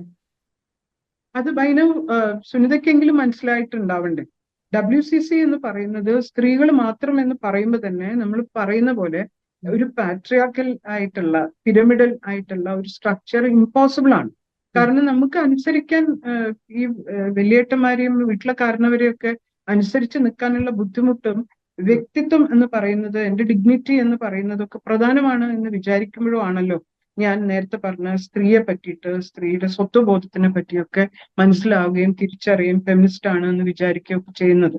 അങ്ങനെ ചെയ്യുമ്പം എങ്ങനെയാണ് സ്ത്രീ രൂപത്തിലുള്ള ഒരു പ്രസിഡന്റോ സെക്രട്ടറിയോ വീണ്ടും അതേ പാട്രിയാർക്കൽ ഒരു കുടുംബ സെറ്റപ്പോ അല്ലെങ്കിൽ പാർട്ടി സംവിധാനമോ ഇവിടെ നടക്കുന്ന സംഘടനാ സ്ട്രക്ചറിലേക്കോ എങ്ങനെയാണ് ഒരു സ്ത്രീക്ക് നിന്ന് കൊടുക്കാൻ പറ്റുക? അത് ഒന്നിന് പകരമായിട്ട് ഞാൻ എൻ്റെ അച്ഛനെ അനുസരിക്കുന്നതിന് പകരം എൻ്റെ യൂണിയന്റെ പ്രസിഡന്റിനെ അനുസരിക്കുന്നു എന്ന് വന്നാൽ അതെങ്ങനെയാണ് ബദലാവുന്നത്? അതെന്തുകൊണ്ടാണ് ആൾക്കാർക്ക് മനസ്സിലാവാത്തത്? നമ്മള് സ്ത്രീകൾ ഒരു ബദലിനെ പറ്റി പറയുമ്പോൾ സ്ട്രക്ചർ വൈസും അതൊരു ബദല് തന്നെ ആയിരിക്കണമല്ലോ. അതുകൊണ്ടാണല്ലോ നമ്മളെ സ്വയം കലക്റ്റീവ് എന്ന് വിളിക്കുകയും ഇതിന്റെ പ്രധാനപ്പെട്ട ഏതോ ഒരാളെ പെട്ടെന്ന് വലിച്ചാൽ ഇത് ഇടിഞ്ഞു വീണു പോകുന്ന ഒരു സ്ട്രക്ചർ അല്ലാതെ ഇരിക്കേണ്ടി വരുന്നതൊക്കെ അതുകൊണ്ടാണ്. ഇതിന്റെ പ്രധാനപ്പെട്ട ആൾക്കാരെ ഒരു സിനിമ തരാമെന്ന് പറഞ്ഞാൽ വിളിക്കാവുന്നതാണ്. അത് വളരെ ടെംപ്റ്റിംഗ് ആയിട്ടുള്ള ഒരു കാര്യമാണ്. ഭീഷണികൾ ഉണ്ടാവാം, തൊഴിൽ തരില്ല എന്ന് പറയാം, ഇത്തരം ടെംപ്റ്റിംഗ് ആയിട്ടുള്ള ഓഫറുകൾ ഉണ്ടാവാം. ഇതൊക്കെ വന്നാലും ഈ ചിന്ത ഉണ്ടല്ലോ, ഇത് ഈ വിസിൽ ബ്ലോവേഴ്സ് ആയിട്ട് നമ്മൾ നിലനിൽക്കേണ്ടതുണ്ട്. തെറ്റ് കാണുമ്പോൾ ഇത് തെറ്റാണ് എന്ന് ചൂണ്ടിക്കാണിക്കാൻ ഒരു കൂട്ടം, അത് എത്ര ചെറുതാണെങ്കിലും അത് നിൽക്കേണ്ടതുണ്ട് എന്ന് നമുക്കറിയാം. ഈ സംഘടനയിലെ ആൾക്കാർ കുറവ് എന്ന് പറയുന്നതിൽ ഒരിക്കലും അതൊരു വേവലാതിയായിട്ട് നമുക്ക് തോന്നിയിട്ടേ ഇല്ല. കാരണം സ്ത്രീകളുടെ എണ്ണം കൊണ്ടാണെങ്കിൽ എല്ലാ പൊളിറ്റിക്കൽ പാർട്ടികൾക്കും വനിതാ വിങ് ഉണ്ടല്ലോ. അവര് വിചാരിച്ചാൽ ഇതിൽ കൂടുതൽ ആൾക്കാരെ ഇലക്ഷന് നിർത്തണമായിരുന്നല്ലോ, സ്ത്രീകളെ ഇലക്ഷന് നിർത്തണമായിരുന്നല്ലോ. അത് നടക്കുന്നില്ല എന്ന് പറഞ്ഞാൽ നമ്പർ ഒരു കാര്യമേ അല്ല. നമ്മൾ പറയുന്ന കണ്ടന്റ് സ്ത്രീക്ക് അനുകൂലമായിട്ടുള്ള കണ്ടന്റ് ആയിരിക്കണം എന്നൊരു തിരിച്ചറിവുണ്ട്. അത് ഒരാളിൽ നിന്ന് പറഞ്ഞാൽ പോലും മതി. അപ്പൊ പോലും അതിന്റെ കണ്ടന്റ് ഒരു ശക്തി കൊണ്ടാണ് നമുക്ക് നിൽക്കാൻ പറ്റുന്നത്. WCC എക്സിസ്റ്റ് ചെയ്യാതിരിക്കുന്നത് എപ്പോഴാണ്? എല്ലാ സംഘടനകളും ഇപ്പൊ എല്ലാവരും ഇറങ്ങി പ്രവർത്തിക്കുന്നതായിട്ടും അവരെല്ലാരും കൂടെ കമ്മിറ്റികൾ വിളിച്ചു കൂട്ടുന്നതായിട്ടും അതൊക്കെ വളരെ പോസിറ്റീവായിട്ടാണ് നമ്മൾ കാണുന്നത്. കുറെ സ്ത്രീകൾ മുന്നോട്ട് വരുന്നു, അവരുടെ ശബ്ദം നമ്മൾ കേൾക്കുന്നു, അവരുടെ മുഖങ്ങൾ നമ്മൾ കാണുന്നു. ഇപ്പൊ ഓരോ സംഘടനയുടെ പേര് പറയുമ്പോഴും അതിന്റെ കൂടെ നമ്മൾ ചില സ്ത്രീകളുടെ ശബ്ദവും മുഖവും ഒക്കെ കാണുന്നു. അതൊക്കെ ഭയങ്കര പോസിറ്റീവായിട്ടുള്ള കാര്യമാണ്. അങ്ങനെ ഇല്ലാതായി പോണ്ടതാണ് WCC എന്ന് പറയുന്ന ഈ വിസിൽ ബ്ലോയിങ് ഈ അഡ്വക്കസി ഗ്രൂപ്പ് എന്നാണ് നമ്മൾ ആഗ്രഹിക്കുന്നത്. ഞാനിത് ഇത് വേണ്ടിയാണ്. പ്രേക്ഷകർക്ക് ദീദി തന്നെ എക്സ്പ്ലെയിൻ ചെയ്യണം എന്ന് എനിക്കുണ്ടായിരുന്നു. ഞാൻ ഈ ഒരു ചോദ്യം ചോദിക്കാനുള്ള കാരണം എന്ത് പ്രശ്നം വരുമ്പോഴും WCC ഇപ്പൊ എന്ത് പറയുന്നു, നിങ്ങൾക്ക് ഇപ്പൊ ഒന്നും പറയാനില്ല. ഇപ്പോ നിവിൻ പോളിക്ക് അപ്പൊ WCC അപ്പൊ എല്ലാ കാര്യത്തിനും ആൻസറബിൾ ആണ്. അതുപോലെ പരാതികൾ വരുമ്പോൾ അപ്പൊ നിങ്ങൾ എന്താ പരാതി എഴുതി കൊടുക്കാത്തത്? അങ്ങനെ എല്ലാ കാര്യത്തിന്റെയും ഒരു ഉത്തരവാദിത്വം നിങ്ങളുടെ ഈ കുറച്ച് പേരുടെ ചുമലിലാണ്. നിങ്ങളാണ് എല്ലാ കാര്യങ്ങളും നടത്തിയെടുക്കേണ്ടത്, ഫോളോ അപ്പ് ചെയ്യേണ്ടത് എന്ന് കരുതുന്ന ആളുകൾ ഉള്ളത് കൊണ്ടും അങ്ങനത്തെ ആളുകൾ തന്നെയാണ് ഈ വീഡിയോ കാണുക എന്നുള്ളത് കൊണ്ടാണ് ഞാൻ ആ ചോദ്യം ചോദിച്ചത്. കാരണം ഈ കേട്ടുകൊണ്ടിരിക്കുന്നവർക്ക് എന്താണ് ഇവരുടെ റോൾ, ഇവർ നിൽക്കുന്ന പൊസിഷൻ എന്താണ്, ഇപ്പൊ ഒരു വിസിൽ ബ്ലോവർ എന്ന് പറഞ്ഞാൽ എന്താണ് എന്ന് മനസ്സിലാക്കാൻ ദീദി ഭയങ്കര നല്ലതായിട്ട് എക്സ്പ്ലെയിൻ ചെയ്യും. അതുകൊണ്ടാണ് ഞാൻ ആ ചോദ്യം ചോദിച്ചത്. അപ്പൊ ആളുകൾ പക്ഷെ വിചാരിക്കുന്നത് ഇത് നിങ്ങളുടെ മാത്രമായിട്ടുള്ള എന്തോ റെസ്പോൺസിബിലിറ്റിയും ഉത്തരവാദിത്വമാണ്, ഇതിൽ വരുന്ന വീഴ്ചകൾ നിങ്ങളുടെയാണ്, ഗുണങ്ങളുടെ ക്രെഡിറ്റ് ഇതുപോലെ എല്ലാവരും എടുക്കും, എല്ലാ സംഘടനകളും ഓടി വരും ഞങ്ങളൊക്കെ ഉണ്ടെന്ന് പറയും. പക്ഷെ എന്തെങ്കിലും ചെറിയ ചെറിയ പ്രശ്നങ്ങൾ വരുമ്പോൾ നിങ്ങൾ ഇപ്പൊ ദീദി തന്നെ പറഞ്ഞു രഞ്ജിത്തിനെതിരെ പരാതി വരുമ്പോൾ എൻ്റെ അടുത്താണ് എല്ലാവരും വിളിച്ചു ചോദിക്കുന്നതെന്ന്. അപ്പൊ അത്തരം ഇപ്പൊ വിധു വിൻസെന്റിനെ പറ്റി അല്ലെങ്കിൽ മഞ്ജു വാര്യരെ പറ്റി അങ്ങനെ ഓരോരുത്തരെ പറ്റിയും പേരെടുത്തും ഒക്കെ ചോദ്യങ്ങൾ വരികയാണല്ലോ. പക്ഷെ അപ്പുറത്ത് നിൽക്കുന്ന ആളുകളെ പറ്റി അങ്ങനെ ചോദ്യം ആരോടും ചോദിക്കുന്നില്ല, അവർ ആൻസറബിൾ അല്ല, റെസ്പോൺസിബിലിറ്റി ഇല്ല. അല്ല, അത് ഉത്തരവാദിത്വം കൂട്ടുകയും അതൊരു കോംപ്ലിമെന്റ് ആയിട്ടൊക്കെ വേണമെങ്കിൽ കരുതാം. പക്ഷെ നമ്മള് we stick on to ask എന്തൊക്കെയാ നമ്മൾ ചോദിച്ചിരുന്നത്. അത് എത്ര തന്നെ ആയാലും നമ്മളത് ആവർത്തിച്ച് ചോദിച്ചുകൊണ്ടേയിരിക്കും. കാരണം ഹേമ കമ്മിറ്റി റിപ്പോർട്ടിന് ശേഷം എന്ത് എന്ന് ചോദിച്ചാൽ ഹേമ കമ്മിറ്റി റിപ്പോർട്ട് ഉണ്ടാവുക എന്നുള്ളത് വളരെ പ്രധാനമായിരുന്നു. അത് എല്ലാവരും ഹിസ്റ്റോറിക്കൽ എന്ന് നമ്മൾ തിരുത്തിയ ഹിസ്റ്റോറിക്കൽ ആയിട്ടുള്ള ഒരു അച്ചീവ്മെന്റ് ആയിട്ട് തന്നെയാണ് അതിനെ കാണുന്നത്. അതില് ഇത് WCCന്റെ മാത്രം ക്രെഡിറ്റ് ആയിട്ടൊന്നും നമ്മളാരും ക്ലെയിം ചെയ്തിട്ടില്ല. അത് ആ റിപ്പോർട്ടിനകത്ത് എഴുതി വെച്ചതാണ്. അത് ആദ്യമായിട്ട് നമ്മളുടെ മുഖ്യമന്ത്രി അന്ന് അദ്ദേഹത്തിന് തന്നെ ഫേസ്ബുക്ക് പോസ്റ്റ് ആയിട്ട് ഇട്ടതാണ്. അദ്ദേഹം തന്നെ WCC ആണ് അത് കാരണമാണ് ഇത് ചെയ്യുന്നത് എന്ന് അസംബ്ലിയിൽ ചോദ്യത്തിന് ഉത്തരമായിട്ട്, അതൊക്കെ രേഖകളാണ്. അതൊക്കെ നമ്മൾ ചെയ്യാനുള്ള ചരിത്ര ദൗത്യം അവിടെ കിടക്കുക. ഇനിയുള്ളത് എന്ത് എന്ന് പറഞ്ഞാൽ മാത്രമേ വാസ്തവത്തിൽ ഈ ജേണി എവിടെയെങ്കിലും കൊണ്ട് നിർത്തണമെന്നുണ്ട്. ഇപ്പം വളരെ ആക്റ്റീവായിട്ടുള്ള യൂണിയന്റെ പ്രതിനിധികളും അതിലുള്ള മെമ്പേഴ്സും എസ്പെഷ്യലി മുമ്പൊരിക്കലും കണ്ടിട്ടില്ലാത്ത ആൾക്കാരെയൊക്കെ നമ്മൾ ചാനലിന്റെ മുമ്പിൽ പ്രസ് മീറ്റ് ഒക്കെ നടത്തുന്നതായിട്ടൊക്കെ കാണുമ്പോൾ അത് തന്നെയാണ് പോസിറ്റീവ് ചേഞ്ച്. ഇപ്പൊ AMMയുടെ മുൻകാല മീറ്റിങ്ങുകളിൽ നിന്നും ഇപ്പോഴത്തെ മീറ്റിംഗ്, ഇപ്പൊ നേരത്തെ ജോമോളെ പറ്റി പറഞ്ഞു, പക്ഷെ അങ്ങനെ ഒരാള് അതിൽ മെമ്പറായിട്ട് എക്സിക്യൂട്ടീവ് മെമ്പർ ആയിട്ടുണ്ട് എന്നും അവർക്ക് സംസാരിക്കാൻ അറിയാമെന്നും ശബ്ദമുണ്ട് എന്നും ഒക്കെ നമുക്ക് അതൊരു ചേഞ്ച് അല്ലേ? അല്ല, അത് നമ്മൾ അനന്യ സംസാരിക്കുന്ന കേട്ടു, അൻസിബ സംസാരിക്കുന്ന കേട്ടു, സറിയു സംസാരിക്കുന്നത് കേട്ടു, അല്ലെങ്കിൽ നമ്മൾ അങ്ങനെ കേട്ടിട്ടില്ല.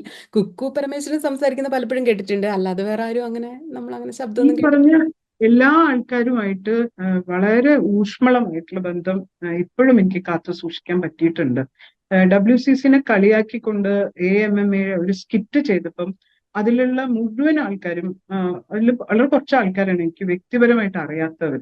ബാക്കി എല്ലാവരുമായിട്ടും അന്നുണ്ടായിരുന്ന സൗഹാർദ്ദം ഇപ്പോഴും തുടർന്നു പോവുകയും ഒരു നെടുവീർപ്പോടെ മാത്രം അവര് തന്നെ ചിലപ്പോൾ തിരിഞ്ഞു നോക്കുന്ന ഏതെങ്കിലും ഒരു ഘട്ടത്തിൽ അന്ന് കാണിച്ച നാടകത്തിന്റെ അർത്ഥം എന്താന്ന് അവരെ നോക്കി അത് പല്ലളിക്കും എന്ന് മാത്രമാണ് നമ്മൾ വിചാരിക്കുന്നത്. അത് വ്യക്തിപരമായിട്ട് അതിന്റെ പേരിൽ ആരോടും ഒരു ചെറിയ പിണക്കവും പോലും ഞാൻ ആ സുഹൃത്തുക്കളോട് ഒന്നും കാണിച്ചിട്ടില്ല. പിന്നെ അതിൽ എനിക്ക് സന്തോഷം തോന്നിയത് അതിന്റെ സ്ക്രിപ്റ്റ് അതിലുള്ള സ്ത്രീകളെ ആരൊക്കെയോ കൂടിയിട്ടാണ് എഴുതിയെന്ന് ഞാൻ മനസ്സിലാക്കിയ. അതിൽ അഭിനയിച്ചതാണെങ്കിൽ നമ്മുടെ സൂപ്പർ സ്റ്റാർസും അവരെയൊക്കെ അങ്ങനെ അഭിനയിപ്പിക്കാൻ പറ്റി എന്നുള്ളത് ഒരു ഫെമിനിസ്റ്റ് അച്ചീവ്മെന്റ് തന്നെയായിട്ടാണ് ഞാൻ അതിനെ കാണുന്നത്. കാരണം സ്ത്രീകൾ എഴുതിയ അതില് അവര് അഭിനയിച്ചതൊക്കെ കാണണം. അവര് ഇങ്ങനെ ഒബ്ജക്ടിഫൈഡ് മെയിലാണ് അതിൻ്റെ അകത്തുള്ളത്. അവരിങ്ങനെ വരുന്നു, ഈ സ്ത്രീകൾ എല്ലാവരും കൂടെ ഈ ആണിനെ നോക്കുന്നു, മൈക്ക് ശരിയാക്കാൻ വേണ്ടി വരുന്ന സൂപ്പർ നായകനൊക്കെയാണ് നമ്മൾ സിനിമയിൽ കണ്ടിട്ടുള്ളത്. ഈ നായകന്മാര് സ്ത്രീകളെ ഒബ്ജക്ടിഫൈ ചെയ്യുന്നതാണ്.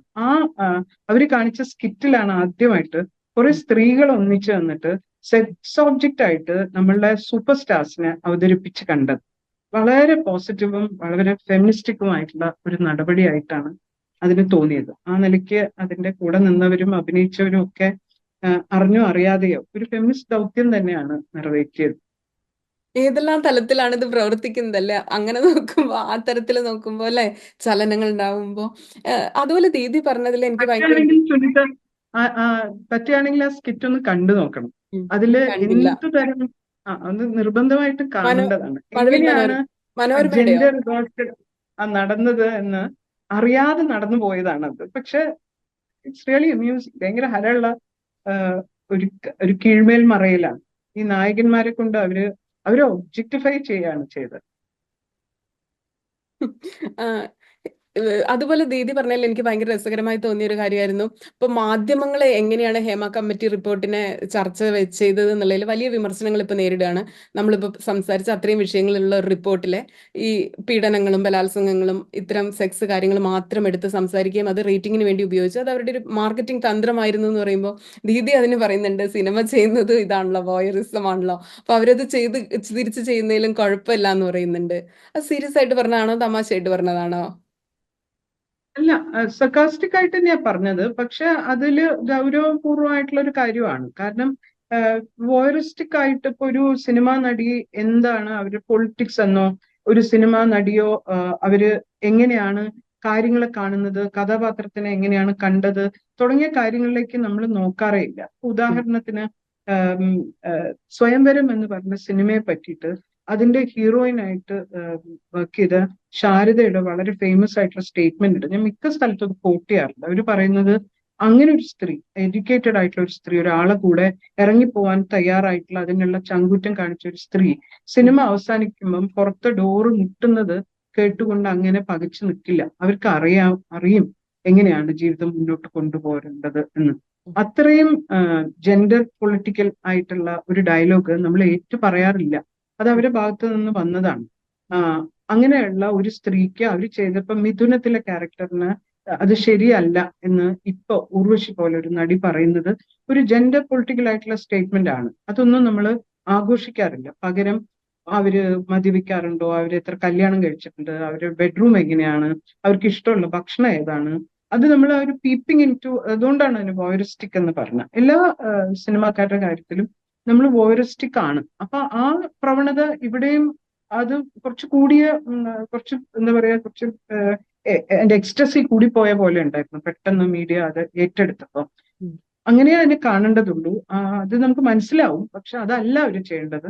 അവർ സ്വയം തിരുത്തലിന് തയ്യാറാവണം. നേരത്തെ ഞാൻ പറഞ്ഞ പോലെ ജീവിതം തന്നെ ഇല്ലാതായി നിൽക്കുന്ന ഇവിടുത്തെ കുറെ ആൾക്കാരുണ്ട്. അവരെ നേരെ ഇവർ ക്യാമറയും കൊണ്ട് പോകുന്നില്ല. നമുക്ക് ഓൾറെഡി അറിയാവുന്ന കാര്യങ്ങൾ തന്നെ. നമ്മൾ വിസിബിലിറ്റിയിലുള്ള ഹീറോയിൻസ് മാത്രമാണ് WCC എന്ന് വരുത്തി തീർക്കാനുള്ള ശ്രമവും ഇതിന്റെ കൂടെ ഉണ്ട്. അത് ഇതിന്റെ കോസിനെ തന്നെ പങ്ക്ചർ ചെയ്യുന്ന ഒരു കാര്യമാണ്. ഇപ്പൊ ഈ റിപ്പോർട്ട് പുറത്തു വന്നു, പൊതുസമൂഹം അത് ആക്സെപ്റ്റ് ചെയ്തു എന്ന് തോന്നുന്നുണ്ടോ? ഈ ചർച്ചകളൊക്കെ കൊണ്ട് എന്താണ് ശരിക്കും ഒരു പൊതുസമൂഹം ഈ റിപ്പോർട്ടിനെ എങ്ങനെയാ കാണുന്നത്? അവർ ആക്സെപ്റ്റ് ചെയ്ത് അവരിൽ ചേഞ്ച് ഉണ്ടാവുന്നുണ്ടോ? അത് ഞാൻ നമ്മള് ഈ സിനിമയിലുള്ള വ്യഭിചാരമൊക്കെ അതൊക്കെ വലിയ കേമത്തരമായിട്ടൊന്നും ഇനി പറയാൻ പറ്റും എന്ന് എനിക്ക് തോന്നുന്നില്ല. പിന്നെ എനി മൊമെന്റ് ഈ സ്ത്രീ ഇങ്ങനെ മിണ്ടാതെ വഴങ്ങി നിന്ന് തരണമെന്നുമില്ല. ഇത് ഏതെങ്കിലും ഒരു ക്യാമറയ്ക്ക് മുമ്പിൽ അവർ പറഞ്ഞാൽ ഞാൻ മിനിമം ഇവിടുത്തെ നിയമം അനുശാസിക്കുന്ന കാര്യങ്ങൾക്കൊക്കെ ഞാനും വിധേയനാവേണ്ടി വരും എന്നൊക്കെ ഉള്ള മെസ്സേജുകൾ ഓൾറെഡി വലിയ സ്റ്റേറ്റ്മെന്റുകളായിട്ട് നമ്മുടെ മുമ്പിൽ ഉണ്ട്. ഇപ്പൊ ഇതിന് മാറ്റങ്ങളില്ല, നമ്മൾ എത്ര മാറ്റമില്ല എന്ന് ഇഗ്നോർ ചെയ്താലും നമുക്കറിയാം ഈ മുൻനിരയിലുള്ള ഈ വളരെ പ്രോമിനന്റ് ആയിട്ട് നിന്നിരുന്ന ആൾക്കാരൊക്കെ നിയമ നടപടിക്ക് വിധേയരാവേണ്ടി വരികയാണ്. നേരത്തെ അതില്ല. നേരത്തെ അതൊക്കെ പറ്റും. ഒരു സ്ത്രീയും ഇതൊന്നും തുറന്നു പറയില്ല എന്നാണ് നമ്മൾ വിചാരിച്ചു വെച്ചത്. അങ്ങനെയല്ല. അവര് സൈലൻസ് ബ്രേക്ക് ചെയ്തിരിക്കുന്നു. എത്ര വർഷം കഴിഞ്ഞാണെങ്കിലും പറയും, തെളിവുകൾ കയ്യിലില്ലെങ്കിലും പറയും. അപ്പൊ ആ സമയത്ത് കൂട്ടുകയറി നിൽക്കണം എന്നുള്ളത് ബോധ്യം വന്നിട്ടുണ്ടല്ലേ? അത് സിനിമയിലുള്ള ആണുങ്ങൾക്ക് മാത്രമായിരിക്കില്ലല്ലോ, എല്ലാ മനുഷ്യർക്കും മനസ്സിലായി കാണില്ല. ഇതൊരു വലിയ മെസ്സേജ് അല്ലേ? ഏത് സ്ത്രീയെ സമീപിക്കുമ്പോഴും ഈ തോന്നൽ വരില്ലേ? ഹേമ കമ്മിറ്റിയിൽ ഇങ്ങനെയൊക്കെ ഉണ്ടായിട്ടുണ്ട്.